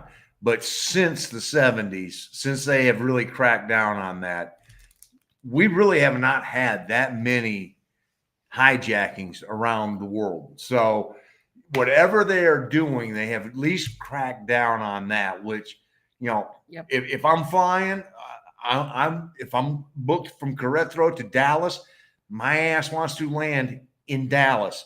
I'll deal with the nastiness, but go to Dallas. I don't want to go to, like back then it used to be, they take them to Rome, they take them to Athens, then they would go to some Middle Eastern country. And no. Yeah. See, I'm back on these. In 93, random military inspection at Cancun Airport, and me take my nail scissors out of my checked bag and put it in my carry-on. And now it'd be the other way around. Well, and wow. Yeah. And the thing is now your bag's already checked and your carry-on is now with you. So you can't go back and get your checked bag. Nope. So yeah. I've been telling my students when I was teaching English that Mexico will have a great future and most likely bigger than the USA, and students don't understand why. That's a conversation that it's going to be hard to know, and for one to pass the other, I probably won't live that long.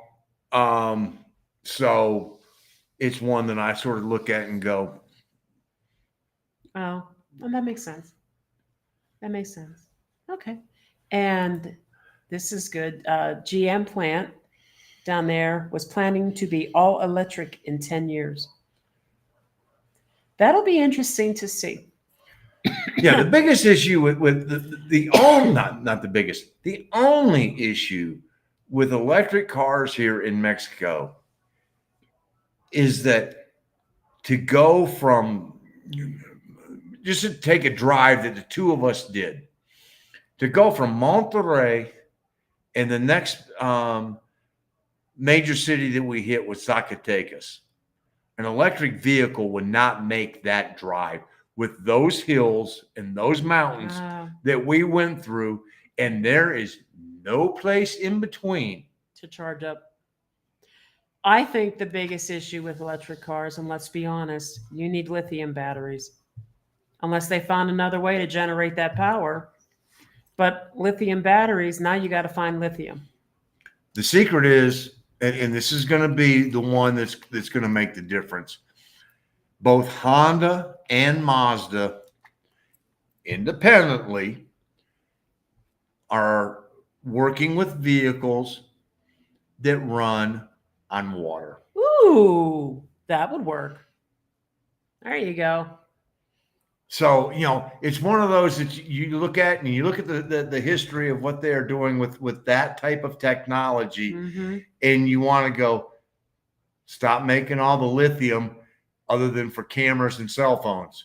Because if this comes to fruition, Tesla and all the rest of these electric car manufacturers are SOL. Because if water becomes the way that you can power it, it's over. I think we should paddle it with our feet. Okay, Wilma. Yabba dabba doo. Bird flu has less effect when you don't have factory farms with millions per farm. That makes a lot of sense. And yeah, I've seen the conditions of these factory farms. Sometimes chickens don't even have enough room to move around. Well, if they quit giving them the GMOs. Well, that's true too. If you've ever seen one of those images that floats around on the internet for the last 10 years of what a chicken used to look like in 1975 compared to now. Yeah, you see it when you go to the Mercado here, or that's, you get a normal chicken. But when you get Alitas down here, I mean, they're normal size. A breast down here looks like a thigh in the United States. Yeah. I have no problem going through a dozen wings down here because they're not these massive. They're not like a drumstick. We used to call them Amazonian. Yeah, I mean, the chickens. Some of the chickens in the U.S. are so big that they can barely hold their own weight and walk. They're that big. So yeah, when they're in really close quarters, it could spread pretty quickly. Isn't that just the way it works? When you have poor people living in a ghetto in really close quarters and they get sick, flu epidemic, bubonic plague, whatever the heck it was, Spanish flu. It's like that's what happens when you live in close quarters like that. So yeah, I guess it's true for the chickens as well. Staples has a pop-up interview for TSA pre-check. They do if you bounce back to the Gotham City side of the border. Yeah, that won't happen. Well, no. I think what Heather's trying to tell us is when we're in Michigan for 2 weeks, if we could do it on a virtual, I think that's what she's saying, is a pop-up interview. No, that's not. I don't think that's what that is. No, pop-up means that they just set up a table. Oh, okay, like a tabletop, like H&R Block. Okay, at Walmart. Okay. Yeah. Yeah, they pop up a table and they set up and shop. where we're going to be both times in Michigan, we are not really close to anything. It's yeah, we're going to be out in the boonies. In the boonies. I get to see my sister, who I haven't seen in 15, 20 years. 15. Wow, I think it's been 20. No, because she came and stayed with us. That's right.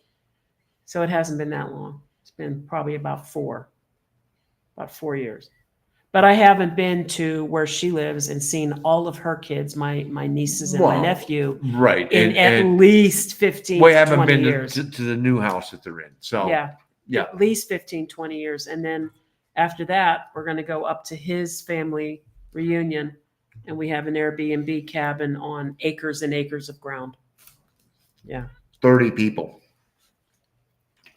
There's going to be paddle boats on the pond, bonfires at the fire pit, and lots of talking and lots of beer, I think. And God help me, because Michigan charges 10 cents per can deposit. Oh well. And me, my cousin's sons will love me. Yeah. Because it'll be like, just take it. Just take it. They'll make money off of it. Mm-hmm. And I'm the genealogist right now, the active genealogist in the family. So, of course, I will have my laptop with me, and I'll be just grilling people about what pictures they have, what memories they have. If they've got family members that I haven't included yet, I'm going to get all those details. That's what I do. Yeah. I've been working on the family tree for 30 years. The two oldest of the generations, she knows intimately, so she's already asked us the questions. So most of them, yeah, but I mean, because my mom's the oldest one left on her generation, and I'm the oldest one in my generation. So, see, and this is totally true. It is what it is. I comply, but Yep. I expect to be safe after all that, and that is not always the case. And that's true. And they can do it with a smile. Yeah. I try and give them a smile back, but if you're going to be nasty, I can hold the mirror up and go, guess what? I can be as nasty as you are. Well, like my gate agent throwing her power around one day. Yeah. Basically telling me my bag was too big to take onto the plane, which I knew. But my ticket agent told me to take it with me. And there's a bigger story that goes with that. The whole point is I was told to take it with me. I had already gotten on and off one plane, and now I'm trying to get on the second plane. Same airline. And she's throwing her power around. That bag's too big. And then she picks it up. I agreed with her. Yes, I know it's too big, but I was told to take it with me. It's too big. I know. I agree with you. Then she just picks it up in a huff and sticks it in their stupid little sizing box that they have. See, it's too big. No shit. Yes, I know. What can we do about it? I mean, like, I've already agreed with you. I'm not fighting you. Why are you acting like this? So, yeah. We have two options. What can we do about it? We can either put it in the overhead, or you can tag it and I'll pick it up. Yeah. When I get to my final destination. Yeah. You tell me which one you want to do. Well, I wasn't going that far. I know. I'm just saying. I'll let you take it on this time. Like as if there's going to be another time. I don't know. Electric car, they need to upgrade the infrastructure throughout many different areas. Water, electric, etc. No, there's a lot of things that need to be addressed. And I would say that in the U.S. as well. Oh God, yeah. You need that there too. We lived in Asheville. Trust me, we all know about the lack of infrastructure of water in Asheville. And what I don't agree with is that you get to go plug your car in somewhere and it's not costing you that much to do that. But the rest of us that have gas have to pay out our butts for the gas. The one that gets me is at my mom's library. She's a big reader and she passed it on to me and everything else. But at her library, they have free charging. Yeah, it's free. Bullshit. Nothing is free. Nothing's free. Somebody's paying. Somebody's paying for that electricity. Mm-hmm. Now, when, and my mom agrees with me 100% on this. She goes, why isn't there a free gas pump out there? There should be. You're getting free electric. You should get free gas. Incentive to buy, but the problem is that electric cars cost more too, so you got to have the money to buy them. Going down a road we don't need to go. Yeah, I know. Going electric feels like going backwards to me, but that's just me.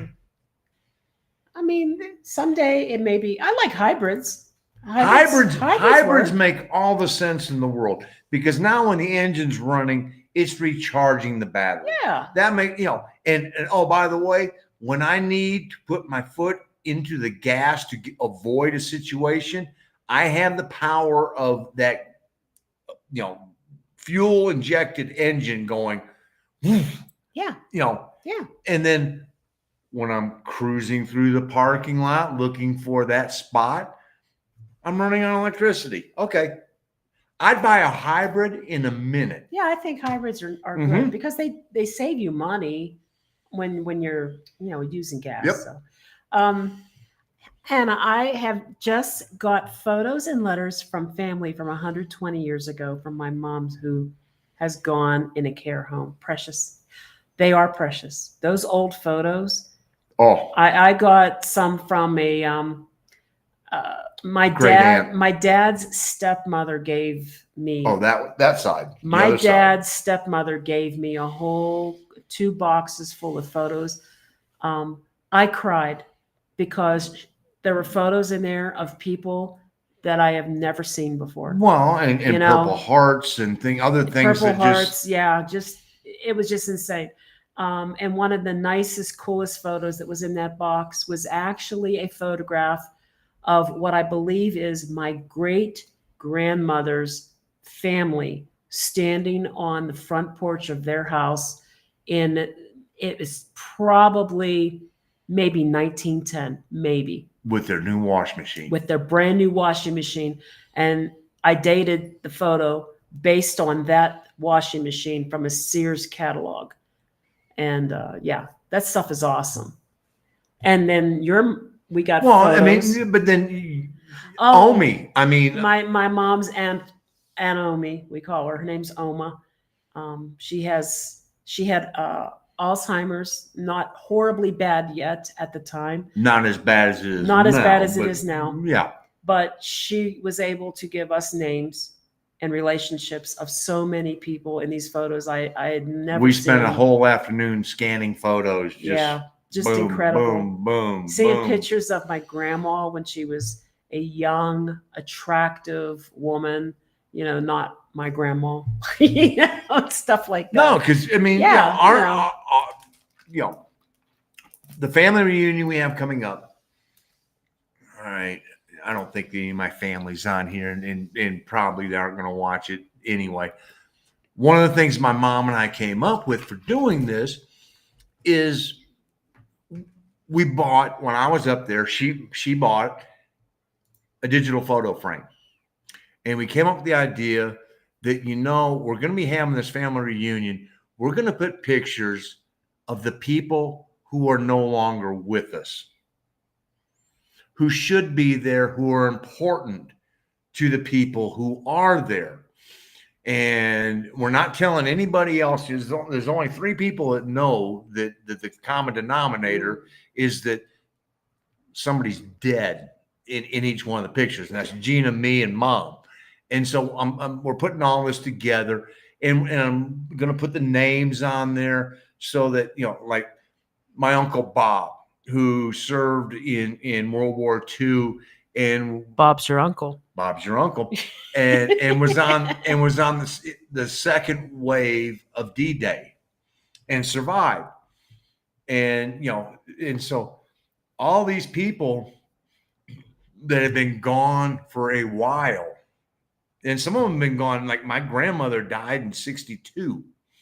I was the only grandchild she ever saw. And so, these are hopefully going to be photos that people are going to go, oh man, and tell me more, or about the house that my mother and her siblings all grew up in. And there's numerous pictures of them having Sunday dinner, sitting around there, and because they all lived in the valley and they all got together. My great grandma Axel and Grandpa Axel, they were notorious. You did not miss when Grandma Axel beckoned, everybody came. So there you go. Awesome. And hola, Jesse. Thanks for being on tonight. U.S. Energy Grid is already taxed hard. Yeah. If everyone went electric, it would roll over like a scared puppy. They still have rolling brownouts and stuff, like in California and some other places too. And to be honest, they have rolling brownouts in Querétaro. Mm-hmm. I mean, and some other places that we've been to. I mean, it happens. Well, the problem is when you, just like you said, when you're overtaxing the system, the hardest part of this whole thing is going to be when you have either explosive growth because of the number of people, or explosive demand because of electric cars. Well, my question on this is going to be, what is going to happen if you buy an electric car and you have that hooked up and it goes through your CFE meter, do you know what that's really going to cost them down here? Because by the time you keep pumping they're topping off your car with electricity, you're going to be in that top tier. That's why you're going to need solar panels. You are definitely going to have to sure. now invest in solar panels because you can't afford to pay CFE what they're going to charge you to fuel that vehicle. All right, this is a good contrasting opinion. We'll disagree. I've owned a Tesla for 3 years. I paid under $40K for a brand new one, and the cost of ownership is much lower than gas. I believe EVs are great for driving city, not long distance. Absolutely. They are excellent for city driving. And city driving in a gas car will cost you more than a gas car by far. Long distance driving. See, like you spend a whole lot more in gas when you're doing short distance drives. So electric makes sense in that respect, for sure. Although I will say, we have never bought a vehicle that ever cost us more than 25,000 So a 40,000 vehicle would be really steep for us. Well, and the biggest issue is here in Mexico is getting it to some place that's a major city where you could charge it. You know, yes, you can get it from the border to Monterrey. As long as you have a place to charge it. Like I said, you can get it to Monterrey. Monterrey, you can get it charged because there are places we went to have that place we went to go have lunch with Yami and Ernie. Yami and Ernie. They had charging stations there in the parking lot. Yeah. But when you get south of Monterrey, it's a long way to the next plug. Yeah, I mean, a long way. I can totally see them being very, very beneficial for cities like Mexico City, like I said. Guadalajara, Monterrey, Querétaro, Puebla. Yeah, any large city and especially those that are suffering from smog issues and they've resorted to the license plate restrictions. It would be so beneficial in places like that. Definitely worthy. I mean, if we lived in a city, I would consider one. It's just those long. I'd still go hybrid. I like hybrids. Yeah, I do. Oh, Vicky, we're going to miss you, honey. Thank you for being on. We will see you in 5 weeks. For sure. And Anna, that's a lovely idea with the photos. My mom with dementia is a little past that now. She just cannot remember them. The biggest thing with that is the older pictures, the ones that go way back there, they tend to remember the old more than they remember the new. And my mom has, well, right now she has 2 photo frames going at the same time because we bought the other one. But she has pictures coming from, my niece and nephew. They're sending pictures over. But the pictures she really enjoys the most, and trust me, my mom has no cognitive problems whatsoever. And it's not me going, no, in denial. No, she's sharp as a tack. But she loves, pictures of her grandparents, pictures of her parents, pictures of Uncle Bob, and those are the pictures that she really enjoys because she sees the others that are still around. She sees them alive. But the people that are gone, are important to her. And then that, seeing those, it's one of the best investments. She spent $30 on this frame that we're taking up there. Yeah. So it is cool. It's a great way of keeping those people, after being in the photo industry for 35 years, trust me, people love their heritage. They want to know where they came from and who they are. Photos do that. Yep. And you can hope that maybe somebody wrote who's on those photos on the back. Hopefully. Yeah. Otherwise, they're just a cool looking photo. Charging an EV at home overnight for peanuts. That's good. Yep. No oil changes. Always good. And I hardly ever use my brakes. Car slows on its own. That's cool. I do have a question for you, Andrew. it still runs on a motor of some sort, right? Yeah, it's electric motor. You still, but there's still parts that are moving. Is there any sort of lubrication that's in there? Is it graphite? Is something? What's in there keeping those parts from wearing out and grinding down? That's what I'm curious about. Well, in the motor, there isn't. There's something. No, because those are brushes. That's electric motor runs on chasing. There's still moving parts. I understand it. All you have really to change are bearings that hold the shafts. I get that, but there's got to be. I know, but the biggest issue is the battery banks. Those are the. Yeah. I actually saw somebody. I think it was a friend of Q-Ru's. I think Q-Ru went out into the jungle somewhere. This guy was living off the grid, and he built himself his own solar panels that were feeding into The guy in the shipping containers. He built a shipping container house. He was running air conditioner. They had all the conveniences they needed. He had solar panels collecting energy, and he was initially storing them in golf cart batteries.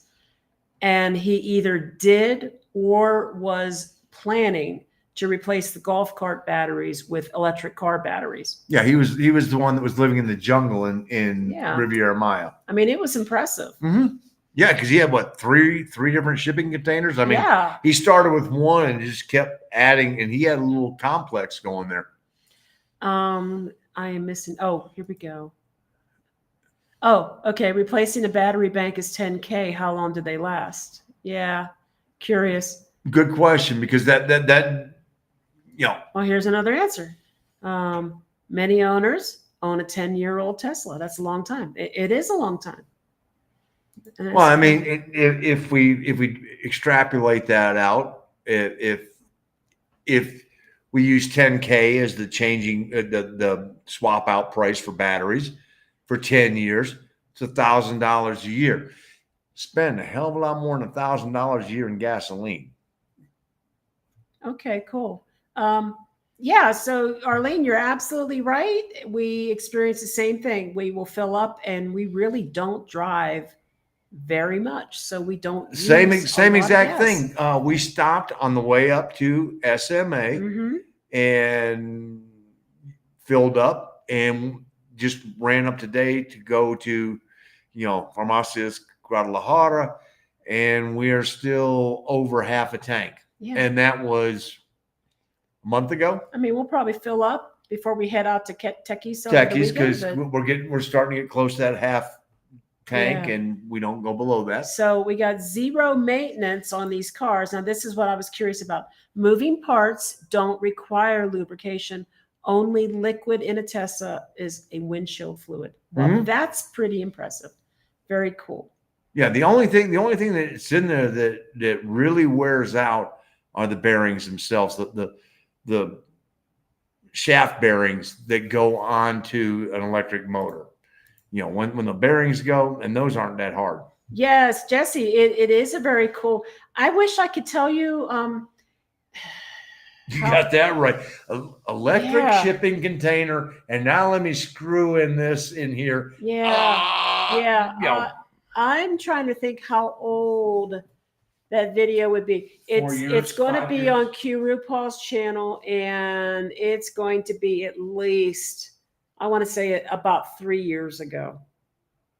Somewhere, probably about 3 years ago. Because I just couldn't believe that this guy did this. Now, he must know what he's doing. He must have, handyman or electrician background or something to understand how to do the whole voltage. And you got the solar panels and the batteries and banking and everything. So, but it was very cool. And it was really neat. And one of the nice things about it is that they had like a solarium basically built out of one of the containers. So there was a lot of glass. They got a lot of natural light. They were able to run the air, so they weren't getting hot. And they were able to sit and watch the monkeys from their little dinette table. It was just a really cool house. It was cool. Well, when you're in the middle of the jungle in the Yucatan, you're going to get the monkeys. Yeah. You're going to get all that fun stuff. And one of the things I remember Q asking him was, Well, they're off the grid theoretically, but there are certain things they had to get. I can't remember what the details were, but in Mexico, they want you to show up with something he had to get. And in Mexico, they'll ask you to show up with like a utility bill with your address or something on it. Well, he's off the grid. He doesn't have an address, not really. And he doesn't have electricity. And when you watch the video, he purposely wants to be off the grid. I mean, it's not like I think he's running from it. He just sort of wants to be one of those people that's just like, you know what? I'm self-sustained over here doing my thing. Leave me alone. And I think basically that's how we found out that often when you go to get something done, it doesn't even have to be your name on the bill. No, you just need a bill. They just want a bill. A bill. A bill. I don't know why. And I can't remember the details, the finer details. I would just urge you to just go look about 3 years back into Kuru's videos and you'll find it. It was a cool video. Excuse me. I think if you do a search for something like off the grid in Riviera Maya, because that's where he was. I believe in 10 years or so, insurance companies will force us to use Tesla software to drive. Insurance on driving will be very expensive in the future. It's already pretty expensive. That side of the border. For sure. Well, that's true. That side of the border. That's true, because on this side of the border, we're spending about $400 for an entire year. We're spending about a month of what we spend, close to a month of that up there gets us about a year down here. So, here we go. It's not okay. It is very heavy on tires, dangerous in storms. If you hit water. The TV showed Tesla Florida. catching fire in the garage during a hurricane. If the battery goes bad, lithium battery fires can be pretty dangerous, but I don't think that's common. I think that's a rare occurrence, but it can happen. But it is an often enough occurrence for emergency technicians that fire departments, they were going through and marking the cars that were non-EV versus EV so that they could that was happening in California during the fires because they were like, all right. They'll blow. They'll blow. Yeah. So they were like, all right, this is clear. This is a non-EV vehicle. We're good to go. Things will get better. They'll figure it out. They're going to streamline this, and then it's like any place else. Competition will drive it, and they'll go, we got to get this better. Technology will improve for sure. It's already better than it was 15 years ago. So, question got late to the stream. Terry, what's the question? What's the question? Here, it's coming down. I see it. It's coming. It's coming. We're getting there. Sounds like I better expatriate from the States in under 10 years. Oh, Shane. I get it wanting to live off the grid. One of my interests is geopolitics. Looking at what is going on, I'm actually scared. Well, I try not to focus too terribly bad on these things. We believe in the no politics. And just smaller politics. Or smaller politics. For sure. And the best part about actually living down here is that it doesn't affect us. And that's the key. Yeah. I mean, we look at what's going on up there and we just go, okay. Okay, next. Any thoughts on going to La Paz or Puerto Vallarta? Yeah, Terry, we're going to be out there both at near the end of the journey. I mean, the whole point is to make a progression. Well, next year at this time, we will be in Puerto Vallarta. Yep. Hard to believe. But yeah, that's where we will be. And then about 5 months later, we will be in La Paz. And then it'll be announcement time. And then it'll be time for us to say where we're going to live for at least a year. Yeah. We'll have to pick the place. Oh, I know, Andrew. I love this. Yes, the fire argument. You're driving a car with a flammable liquid in it. I mean, yeah. No, it's. But I think do lithium batteries explode on their own and catch fire? Sure, but it doesn't happen that frequently. It's a rare occurrence. And like he said, when they had the fires in California, now at that point that was a concern because the fires would cause the batteries to. The other part of that was it's twofold. Number one, when the car started burning, they knew the gas was going to burn, and but they didn't know if the lithium ion batteries had already exploded or not. And so True. it was just one more thing that these poor guys and gals who were trying to deal with this horrific catastrophe had to deal with. Does it mean that one is better than the other? No. It is the reality of what it is, So I'm thinking everything will get better. It's so sad what's going on here. I know, Suzanne. I know. All I can say is I really am getting that close to the point of really not wanting to be on Facebook really at all, if I can avoid it. We have our Facebook page. I'm still that far. I know. From ever signing on to Facebook to begin with. We have our Facebook page, but my own personal page, which I've had for, gosh, I don't even know how long now. I'm seeing the very slow disintegration of friends of humanity. Yeah, of humanity. I mean, it is sort of the disintegration of humanity. Disintegration of humanity, and I'm seeing friends that I honestly feel are just so wrapped up in this that all I see them do all day long, and I'll go and I'll look all day long. They just post stuff. They can't let it go. They can't get away from it. Get outside, touch grass. Here's the one thing that the Mexican culture, if it could ever be integrated into Facebook. Now, never been on Facebook in my life, but I hear the horror stories. So when you are a friend, and I have seen this through her, of people that I have met who are friends of hers, Mm-hmm. who turn on each other Mm-hmm. because you voted the wrong damn way. We're not going down this road. No, I didn't say which way. I said you voted the wrong damn way. I know. It doesn't matter. Both sides are guilty of this shit. And in Mexico, if you are a friend, Yep. you are a friend.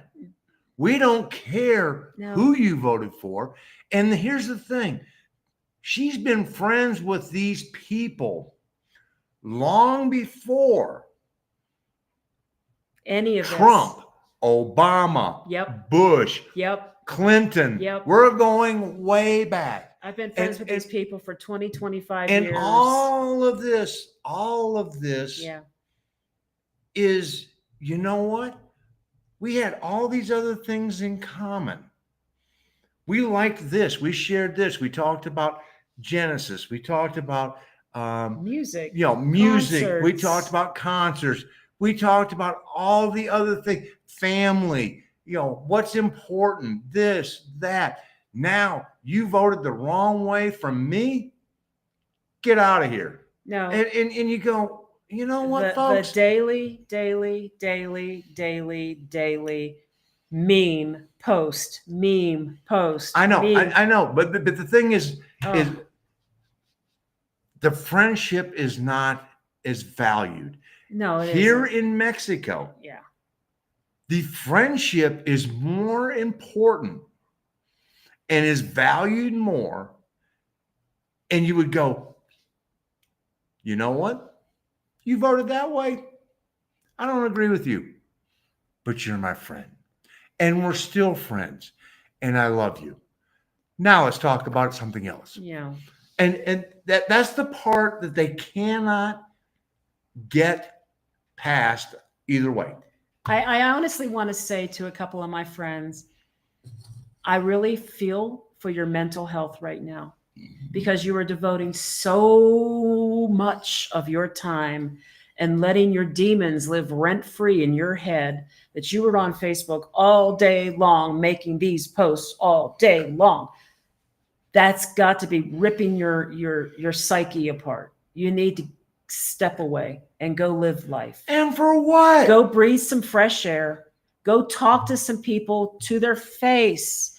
Go for a walk. Something. Get the hell off Facebook and let this stuff go. Let it go. Please. Because I'm actually worried about some of my friends. I'm worried about them. And learn how to listen again. Because that's the biggest thing. Is I've had conversations with people, and I love having conversations. I love to talk, as you guys all know. But one of the things is I also like to listen because I get educated. Yeah. And Winston, one of our viewers, he and I have had many, when he has come down to visit us, he and I have had many late night conversations. And I have learned so much from Winston because you know what? When the man speaks, I pay attention. Yeah. And he brings a point of view that I have not experienced. He's a black man. I'm a white man. Okay? There are things that he's experienced I can't experience. And so in listening to what he has experienced and how he perceives things has taught me a lot and has allowed me to grow as a human being. Yeah. And guess what?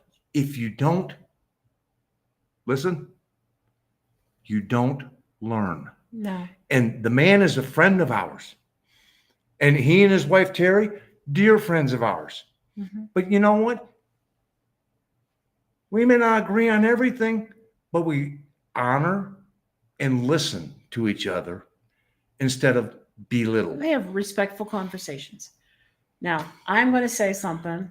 I don't know if somebody's listening or not, but we've got some friends who left the United States and started a new life in Mexico. And these friends are doing the exact same thing that some of my US friends are doing. They've started this brand new life in Mexico, and every damn day, multiple times a day, they're making all these other posts about how horrible certain people are in the United States. My answer to that is, you're not there anymore. You're in Mexico now. You got to let that shit go. Let it go. Please don't bring that baggage with you. Why do you leave and bring that crap with you? Check your shit at the border. That's all I got to say about that. And we're done. I very seriously am concerned about the mental state of some of my friends. I've watched them just totally disintegrate and melt down into this constant need to constantly type this stuff and post this stuff and stuff. And when you watch this, Winston, thank you. Thank you, Winston. Winston has made me a better man because of the fact that he has given me a perspective. He's a very thoughtful man. And you know what? You only get better if you want to get better. And I'm going to leave that at that. And we're done with all of that. We are. Check the shit at the bag. Yeah, thank you, Suzanne. That's why I'm wearing the hat. So, because we'll hide the worst part. I know. And you want to leave all the nutty. Yes, you got to leave all the nutty. We don't really have thoughts on La Paz or Puerto Vallarta yet. And I'll give you a little secret that we've learned in the 2.5 years that we've been here. And this isn't, I see dead people. No, the cartels are everywhere. They may not be super active. They may not be super violent, but believe me, they are everywhere. We heard this from Omar in Huatuco. Yeah. Okay. And Huatuco is a planned Mexican government city. Mm-hmm. And Omar literally built this bar. He found a little piece of property that somebody wanted to rent because they had nothing on it. And he built the bar himself. And we were, speaking of Winston, we were there with Winston. And it was, Gina and I, and Winston and Omar. And Omar's got Spotify up. And we walk in. And Winston had turned Omar on to Miles Davis and good jazz, and he's in there playing some really good jazz songs. And so we're sitting there listening to jazz. And Gina and Winston are drinking mezcal. I'm drinking cerveza, but we're having a conversation. And so the conversation, comes around to, Gringos is now living in Mexico. What about the cartel here in Huatuco? And Omar goes, cartels everywhere. You won't see them. Because if you're not involved in the things that make them money, you're not going to see them. They don't want the attention from the gringos. They don't want the attention of the U.S. government. They don't want the attention of the Mexican government. And they know that if they get the attention of the U.S. government, they're definitely going to be getting the attention of the Mexican government. Yep. But he's like, yeah, they're here. They're think 1950s, 40s, 50s, New York City. The mob ran so much stuff. But guess what? If you weren't involved in that type of activity, you weren't going to see the mob. Right. You may know mobsters. You may run into them. They may be, the wife may be in the PTA with you. You don't know. But guess what? If you're not in that type of environment and doing those types of activities, you're not going to know who they are. Yeah. And so, if you're not doing the bad things, you're really not going to be affected. I mean, by them. when we were in Chiapas, we were literally like 5 miles from the hotbed of the Chamula cartel. And we didn't realize it really. But then when we started going to Chamula and you start seeing all these fancy mansions, and I do mean mansions. Oh yeah. And fancy. On the way and very fancy into Chamula. And then you get into Chamula proper and it's not fancy. This is your typical Mexican looking town. Those were cartel houses, and yeah. So, I mean, but we ain't talking lower level cartel. We're talking, these are high level cartel. We never saw any bad activity. Nope. Although there had been people about once a year killed at the mercado, the main mercado. And that was one of the things that we love San Cristobal. We go back to that particular cottage and spend another month at that cottage. Yeah. Would we live in San Cristobal? No, because that was really too volatile of an area. And it's one of those, you just go, I don't want to put ourselves in the position to be in the wrong place at the wrong time. If we can minimize that. Right. And, bad things happen here in Querétaro. There's been tourists that have been killed here. They stopped in the wrong part of town at the wrong time of night to get dog food, and bad things happen. It happens everywhere. It happens more frequently on that side of the border than it does down here. That's true. But the secret is you know what? Don't do stupid shit. Don't do dumb stuff. Dumb stuff. And as my mom always told me, bad things happen after midnight.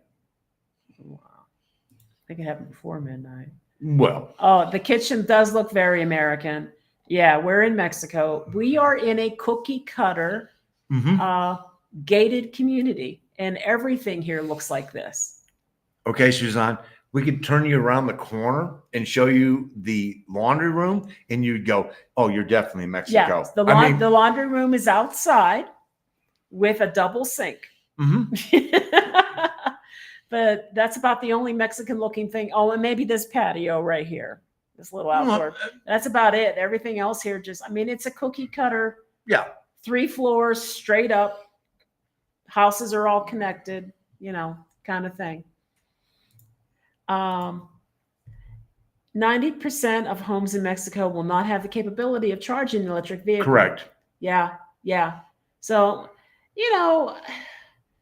I'm interested. If we settle in a large city, I wouldn't mind having one. It would just depend. Especially as Richard is saying right there, the dryers down here, if you have a dryer, clothes dryer, that is. Yeah. They're run on gas because the fact the gas is more readily available than 220 volt, which is what an electric dryer runs on.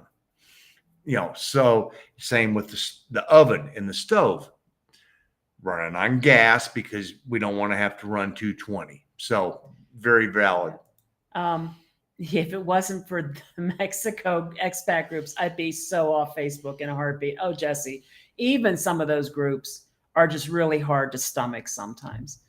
Somebody comes along and they ask a legitimate question, and they're to the point now where they're asking anonymously because some of the responses they get are just so degrading.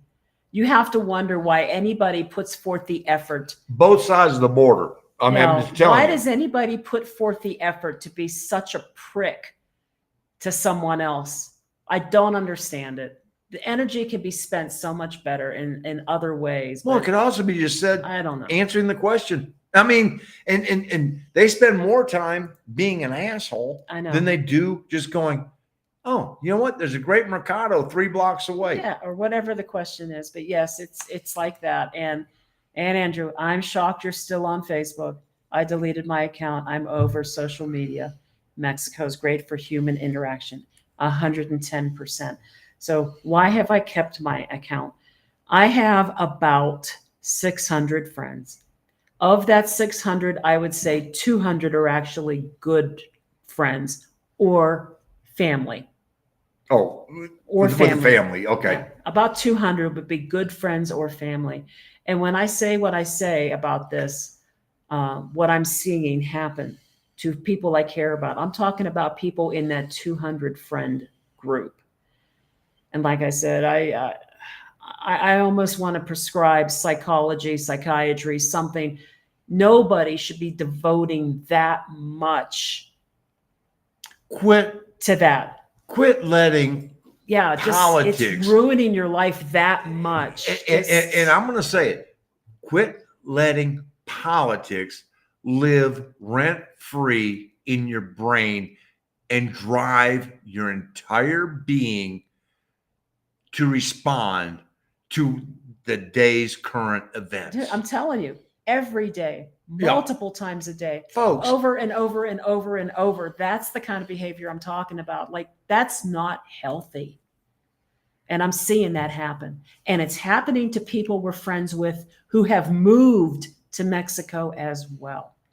And it's not healthy. And you know what? It's not healthy. Sorry. If you want to be friends with us, check the shit at the border because we don't care. And you can ask Annie, Vet, and Arlene. We have conversations, but you know what? When it's all said and done, guess what? We live here. We're happy we live here. We love them. They love us. End of story. Geopolitics. I knew what you meant, Jesse. It's about the entire imports, exports, and everything going on around the world. For sure. We just prefer the no politics. Yeah. Okay, Suzanne, we're getting. I'm trying to get down to the end so we don't keep everyone on too long.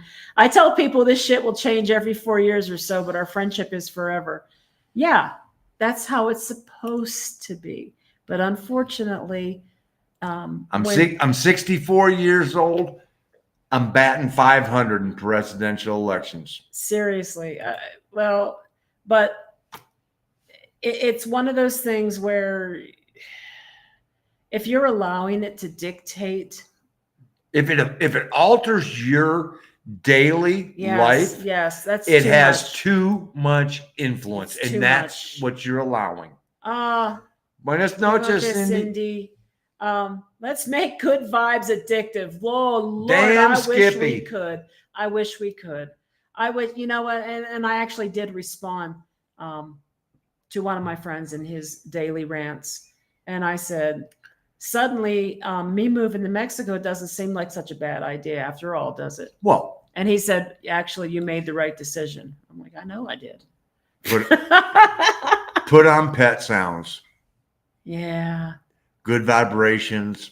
God only knows. For sure. I mean, he's like preach. Put on some good music that chills you. And, you know, we all need times. Stop. I mean, that's exactly what it's like, you know, though. I feel so horrible for these people that I know that they're letting this happen to themselves. I don't. Put the music on that takes you to a place where you're happy. And you know what? Sometimes the music, for me, you know, there's times I want to listen to Jimmy Buffett and just chill. There's times toss on some Zeppelin. Okay, get things going a little bit. But you know what? Relax, enjoy. Yeah. And the one thing that I miss most, and fortunately I'm just old enough to be able to say that I did this, was to be in sales and drive down the road. There were no cell phones. Your automobile, and a pocket full of quarters to stop in and call the office. Has anybody called for me? But you drove, you listened to the music, you thought, you had to deal with what life was tossing at you. Reflecting. And you had to give that introspective look of going, you know what? Last 6 months, I haven't done so well. Or last 6 months has gone really well. What have I done different? You know, take a look at your life and go, I need to change this. Ooh, this is working well. Oh, you know what? She likes what I'm doing when I do this. Maybe I should do that more. And think. And think about your life and look at your life and go, huh. You know, moving on. So Richard, is this the fair that Aguascalientes has in May? I'm thinking it is the Feria Nacional de Marcos, San Marcos. I think that's the one they do in May, right? I'm thinking. That's Aguascalientes. That's no, I know that. Yeah, that's the national fair. That's what I'm asking. Yeah. Is this the one in May? Because I remember Why Not Now being in Aguascalientes during a really big fair, and I think that's the one. Not much cartel action in Baja. That's good to know. Let's see. And exactly right, Terry. You stay out of their business. You stay out of cartel's business, and they don't bother you. And they don't want to bother you. They're not interested in, like Mark said, in ruffling up the feathers of the U.S. government. So, you know, you just stay out of the business. Don't do things you shouldn't be doing. Don't be in places you shouldn't be in. That's it. Sort of like being in the U.S. Don't be in the bad part of town at the bad time of night. Exactly. Oh, Winston, you're here. You heard everything we said. Mi amigo. Yes. Much love and respect to you and Terry as well. We miss you, by the way. When you coming back? Oh, let's see. Oh, there we go. It starts April 19th, I believe, through May. Okay, yep. That is the one I was thinking of. They always have a lot of really good concerts. And I think whenever Why Not Now was doing their video, I believe they had I'll think of his name in a minute. Mark. What? MARC, Mark. Mark And Paulette. Oh no. Mark Anthony. Mark Anthony. That's it. J-Lo's Yeah. old guy. Another one of J-Lo's exes. You know, I'm to the point now. I think it's J-Lo's problem. You think? Is this the Winston show? Aw, I love my hubs and learned so much from him, and of course from you guys too. Winston's girl. Hey Terry. Hola Terry. The press and the police. All right, now we know. Now we know who that is. How you doing, honey? You guys need to come back. My American neighborhood unelected officials have the same motto: stay out of our business and we will look out for your business. Yeah. There you go. Oh, word on the street is my favorite spot. Manzanillo has gone bad. Well, we're going to find out. We'll be finding out. Yep. That could change, but if things were to go quickly south. I've had personal experience with local cartel members. I was threatened twice, but luckily I escaped the first time by always having a plan on my walking route. Dive into a business. That's a good plan, Diana. It's a good plan. Yep. But the truth is they really are everywhere. You just may not see them. So, esa plaza ya está comprada is what my Uber driver mentioned in La Paz. So if one group dominates the area, is relatively peaceful. Unlike here in the U.S., think of school shootings. Yeah. So if there is a cartel that is the dominant presence, and that was one of the things that AMLO did in a couple areas that really unstabilized him was, you know, he went, I'm going to go in and I'm going to take out the heads of these cartels. And in doing so, he really upset the apple cart because now you got 3, 4, 5 warring factions who are going, we belong at the top. We want this territory. And we want this business. Not good. Nothing good happens past midnight. Smart parents. Yep. And Oklahoma. Oh, I know there's been a lot in Tulsa over the years. I hadn't realized when I lived in Oklahoma, I didn't realize how much crime had been in Tulsa. It always seemed like it was worse than Oklahoma City. I don't know if that's still true or not. I don't know. So yeah, you do have to be aware. In any place you go. Querétaro. Yeah. There, you know, I mean, there's parts of Querétaro that, you know what, we don't belong in. And so we don't go. So second time, the mansion owner accused me of photographing his home. I showed him my phone and the photo I took of a horse near his house, but nothing showing it. So he let me go, you know, and let's just say you are a cartel person and you don't want people knowing where your house is. So yeah, he was probably like, oh, who's taking pictures of my house? So I'm glad that you were able to get him off your back. That's a good thing. And then a few months later, the guy was murdered in his home and his wife was chased to an OXXO and also killed. Yeah. And that's why you stay out of their business. Yep. For the people who spend all their time being assholes, I have an itchy trigger finger on the Facebook block. Protects my sanity. I know. I could put them to sleep for 30 days too. And I almost feel like I block them all the time. He's never on it. That's why I block them. You know, I can snooze them for 30 days, but I feel like I'd come back and they wouldn't have changed in 30 days. Nope. In fact, I've seen them progressively get worse. You've seen this. You've seen this progression for 30 years. 30 days has no whatever. Yeah, advice about politics. It's all theater. It really is. And one of the things that is sad is that you look at the United States Congress, and I'm going to call out both parties. All right. Well, I'm going to take a commercial break. Go right ahead. Politics. Well, I'm not saying politics. I'm talking about the state of the country. There is that the House and the Senate, whenever they see the red light is glowing, which means the TV is on them, the camera is shining,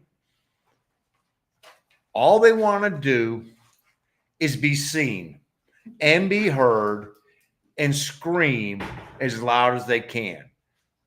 Do they bother to do any damn work that would benefit the citizens of the United States? No. They want to sit there, and the biggest thing they want to do is they want to get reelected. That's more important to them than doing anything that is positive for the American people. And that's the part that drove us the hell out of there, because I was tired of all of those. I don't give a shit, Republican, Democrat. They're all corrupt. They all walk in there with a pauper's purse and walk out millionaires owning 8, 9, 10 houses, these many cars. And now a message from our sponsor. Okay. Lemon tea. Yeah. That cool refreshing drink. That's the, if they did their job and acted like adults, and they all go, what's wrong with this country? I'm going to tell you what's wrong with the country. The one thing that's wrong with this country, or with the U.S., not this country, because damn it, I'm now soy mexicano. One thing that's wrong with them, they act like they're leaders. They don't bother to do and act in an intelligent manner and go, let's find a solution to this problem. When 70 to 80% of the American people believe that the solution is right here, and this is the answer to it, take daylight savings. Okay. Yes, Arlene, we like having those conversations with you too. Oh, let's see here. Stuff happened. Okay, question. When is your next live stream? Well, it's supposed to be in 2 weeks. We had a hiccup we were supposed to do it last week, and we had an issue. So we try to do them every 2 weeks. And I would have probably had more warning if I didn't have to try to scrap up my thumbnail over lunch. Stuff happens, but yeah, trying to reason with hurricane season. Gotta love that. That fly is back again. Dude. I know. And my hurricane season, Andrew, is not. Did you get him? It's dead. Oh. Well, that's not cool. The hurricane season for me, not going well, but it's not as bad as the basketball hurricane season for the University of Miami. So, Yes, Diane, we know. And we got the dates there. And so Arlene, living here in Mexico made me realize what a slave I was with the news. All day long I watched it. Now I barely watch it, and I feel a lot happier and less stressed. Yes, thank you. Although somebody over here has been putting it on pretty frequently on the VC box, more than he used to, although not as bad as it was when we were in the US. So we're cool with that. But I was just to say, do you really want to go down that? No. I mean, it's not as bad as it was. And I'm doing it for the comedic parts of it. So that's true. Yeah. When I was in grade school, I studied brainwashing. Yes, really, in grade school. There are reasons that people can't put this stuff down. If you're interested in the reason and the why behind this, let me know. Yeah, Jesse, you shoot that over to me. But her next comment really explains it all. But knowing why doesn't really help. No, I get it. I just if you choose to buy in, you choose to buy in, and Richard, I got my Mexican passport last week. Easiest day dealing with bureaucracies. Appointment 10:40, passport 4 hours later. So sweet, Richard, that's pretty awesome. Are you a citizen then? I guess you have to be. No, You that have would to be that would be correct. Did you take an exam for citizenship, or did you have like dual citizenship through like a Lineage. parent or something like that? I'd be interested in knowing about that because we would never actually probably go for citizenship, and besides that, we would if we did, we would be really old, so we wouldn't have to take the written exam. Some of us don't have to take the written exam already, but that's all right. That's pretty awesome. Get cabin funds, get rich. Get cabin funds, get rich. This thing's dead now, and now the fly comes back. See, the fly has learned from the bird flu. Oh. It stays away until the power is gone, and then it knows, I will now mess with you. Damn. Okay. Okay. Oh, yes, I have dual citizenship. Yeah, see, mother was born in Mexico. Very, very cool. Mother was born in this country. Okay, so that's cool.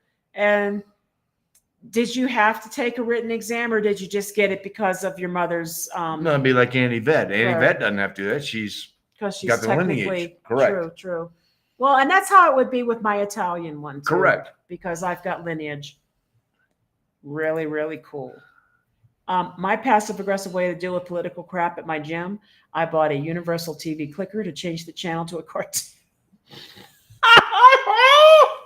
There you go. Oh my God, I love that. I love that because I used to go to Planet Fitness and they got all the TVs lined up and most of them are on some kind of news channel. Well, you had we were at the same gym. You had ESPN, CNN, Fox News, and who was MSNBC. MSNBC. Those were the four. And I'd be there on the treadmill going, oh, and I'm going, let me put my earbuds in, plug into my phone, and I don't give a shit what they got up there. I used to do audio books is what I used to do.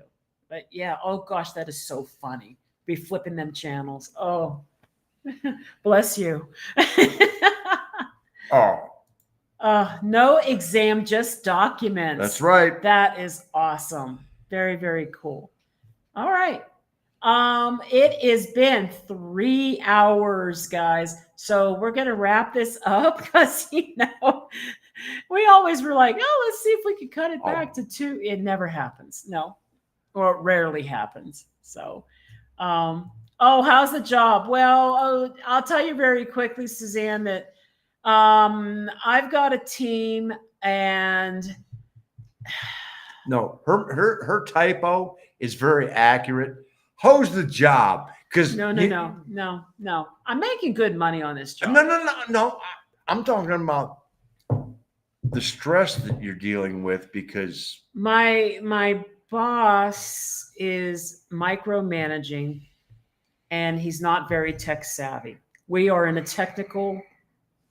IT. We're technical and he is not tech savvy. I'm not really sure I understand how he got this job. He must know someone. That's all I can say. He's very nice, though. He's a very nice guy. He's very generous, but he kind of gets in the way, is what it is, of getting work done. The team I'm on, half of the people on the team are not at the level they needed to be for this job. And at least 2 people on the team are carrying 1/3 of the weight. So that's kind of how the job is. She's one of the 1/3. Well, maybe what I meant to say is 2 people on the team are only doing 1/3 of what anybody else is doing. Maybe I should have said it that way. Well, you can say it that way. I got to the point today. 1/3's carrying most of the weight. I took it upon myself today to pull up data. I know exactly how many tickets people have open and what people have closed. And I'm kind of somewhere in the middle of the group, to be quite honest, but I've had some really, really hard, very detailed, time-consuming tickets. So I'm going to give myself a little bit of a break. 2 people on our team have had between 39 and 49 tickets.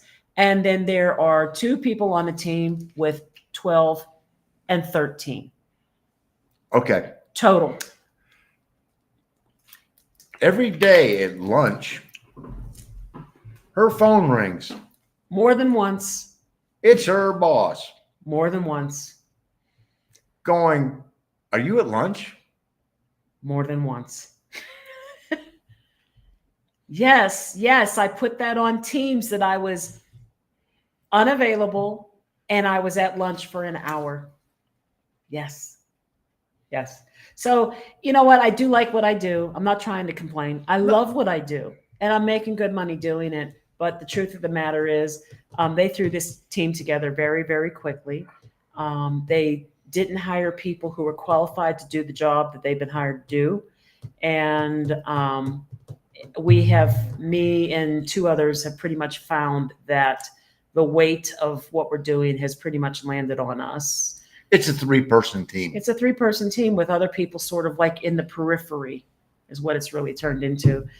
And my boss has pretty much gotten to the point where he relies on the 2 or 3 others of us that when he has something he's trying to pull together and he wants an opinion on how it looks or how it sounds or what he should do, he'll call a meeting with just 2 or 3 of us to discuss it.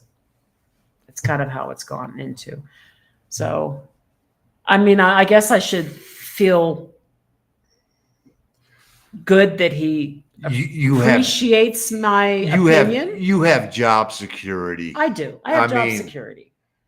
But it's really frustrating when you look at 2 months worth of work and you've done 35 or 40 tickets and you've got people on your team that have done 12. I'm just saying. and I'm not in a managerial position to say, you know what, I'm just going to keep doing what I do, and I'm just going to keep doing it well, and just. And the best part of this whole thing is that they had a meeting this week, and they went, looking at the timeline, it's going to be fourth quarter of 2027 before we're able to make this conversion. So we're sitting here going, fine, we'll take 3 years of this. Yeah, go for it. That's cool. We'll have enough money to buy a house at the end. So and this is a hospital, which means these are doctors making decisions. They never are ahead of schedule, but they are quite frequently behind schedule because squirrel. It happens. I mean, stuff happens. It comes up. So that's cool about the Polish and EU. I wanted to work on my Italian. We got sidetracked because of COVID. We were actually planning on going to Italy. Yeah. And I can get my Italian, but I got to go to an Italian consulate. And I think there's only one maybe in all of Mexico. Mexico City? I think it's in Mexico City here. Whereas they're all over the place in the United States. So, wow. Sort of like you paisans. So I think we're gonna boom, boom, boom. What's this last one here? Because I'm gonna used to have to deal with the same Gina when she was a supervisor. It sucks. I saw how stressful it was. People are here because they need the job and they need the money. Yeah, but do the job. But I feel like you need to do the job. And I actually do believe that one person knows exactly what she's doing and she's gaming this. She knows exactly what she's doing. Collecting a paycheck. Yeah. And going to play it for as long as she can. Yeah. It's easy for me on the outside because I get this is what's going on. This is what's going on. And I just get to give the outside, looking in snapshot and go, yeah, she's going to play it for as long as she can until somebody calls her out on it. She's going to go, I'm getting a paycheck. I mean, here's an example. She was on ticket queue yesterday and she only had 2 tickets before the day started that she owned. So as the tickets come in, you own them unless you can give them to somebody who can work on them better than you. So she had 2 tickets and she got 2 more tickets. And when they came in, she immediately asked if somebody could just take them. So she literally blew off anything that came in for her that day. Me today, I started with 8. And at the end of the day, I now have 17 tickets. And guess what? They're mine. I didn't go and say, can somebody take this ticket? The end. That is correct. All right. So we got to go. Thank you, guys. I hate to end it on such a negative tone. Oh, no. The beautiful thing will be, hey, all of you. Yes. Honestly. Yes. We would never have hit this milestone without all of you. Absolutely. And a lot of you have become extremely important parts of our lives. Mm-hmm. You know who you are. Mm-hmm. We appreciate you. We love you. But the biggest thing is all of you who have subscribed to us, you guys give us the energy and the strength to keep going on and going forward and go from city to city to city. Yep. Eventually it's going to stop, but you know what? We're going to keep going on the trip as we do it. For sure. So thank you. Thank you very, very much for sitting here and wasting 3 hours of your Wednesday evening with us. And thank you for, sharing our videos with friends or family and helping get the word out. We appreciate you so much. I wish we could tell you in some way better than that. No, there is no way. But there really is no way. There is no way to pay you guys back for what you. Right. We benefit so much more than what we give you guys. And the only thing I can say is allow us to say thank you. Mm-hmm. Next year in February in Ahihi at the meet and greet. If you're able to make it, we'd love to say thank you to each and every one of you. For real. So remember that next year, Ahihi, Truly Remarkable Life, they're going to be hosting it. Yep. And we'll as we get closer, we'll share a little more details on that. They're finalizing that date. But thank you again. Thank you again for 5,000 subs, for all the time you spend with us, for the time you watch our videos, for the ideas that you give us for new videos, and for just being here. For the times you vent with us, for the times you laugh with us. We're here for all of it. We really are. Because you know what? We do the same with you guys. And that's what makes this so special. So thank you so much. We hope that you have a lovely evening. We will see you again in 2 weeks. And don't forget, this weekend, interview with Truly Remarkable Life. 9 o'clock Saturday morning. Following weekend, interview with the Besses in Mexico. And the week after that is going to be Culture Shock, Return to the U.S. Thank you. Is that sort of like Night of the Living Dead? It sure is. Yeah. Have a wonderful night. Thanks again, guys. We will see you in 2 weeks. Adios.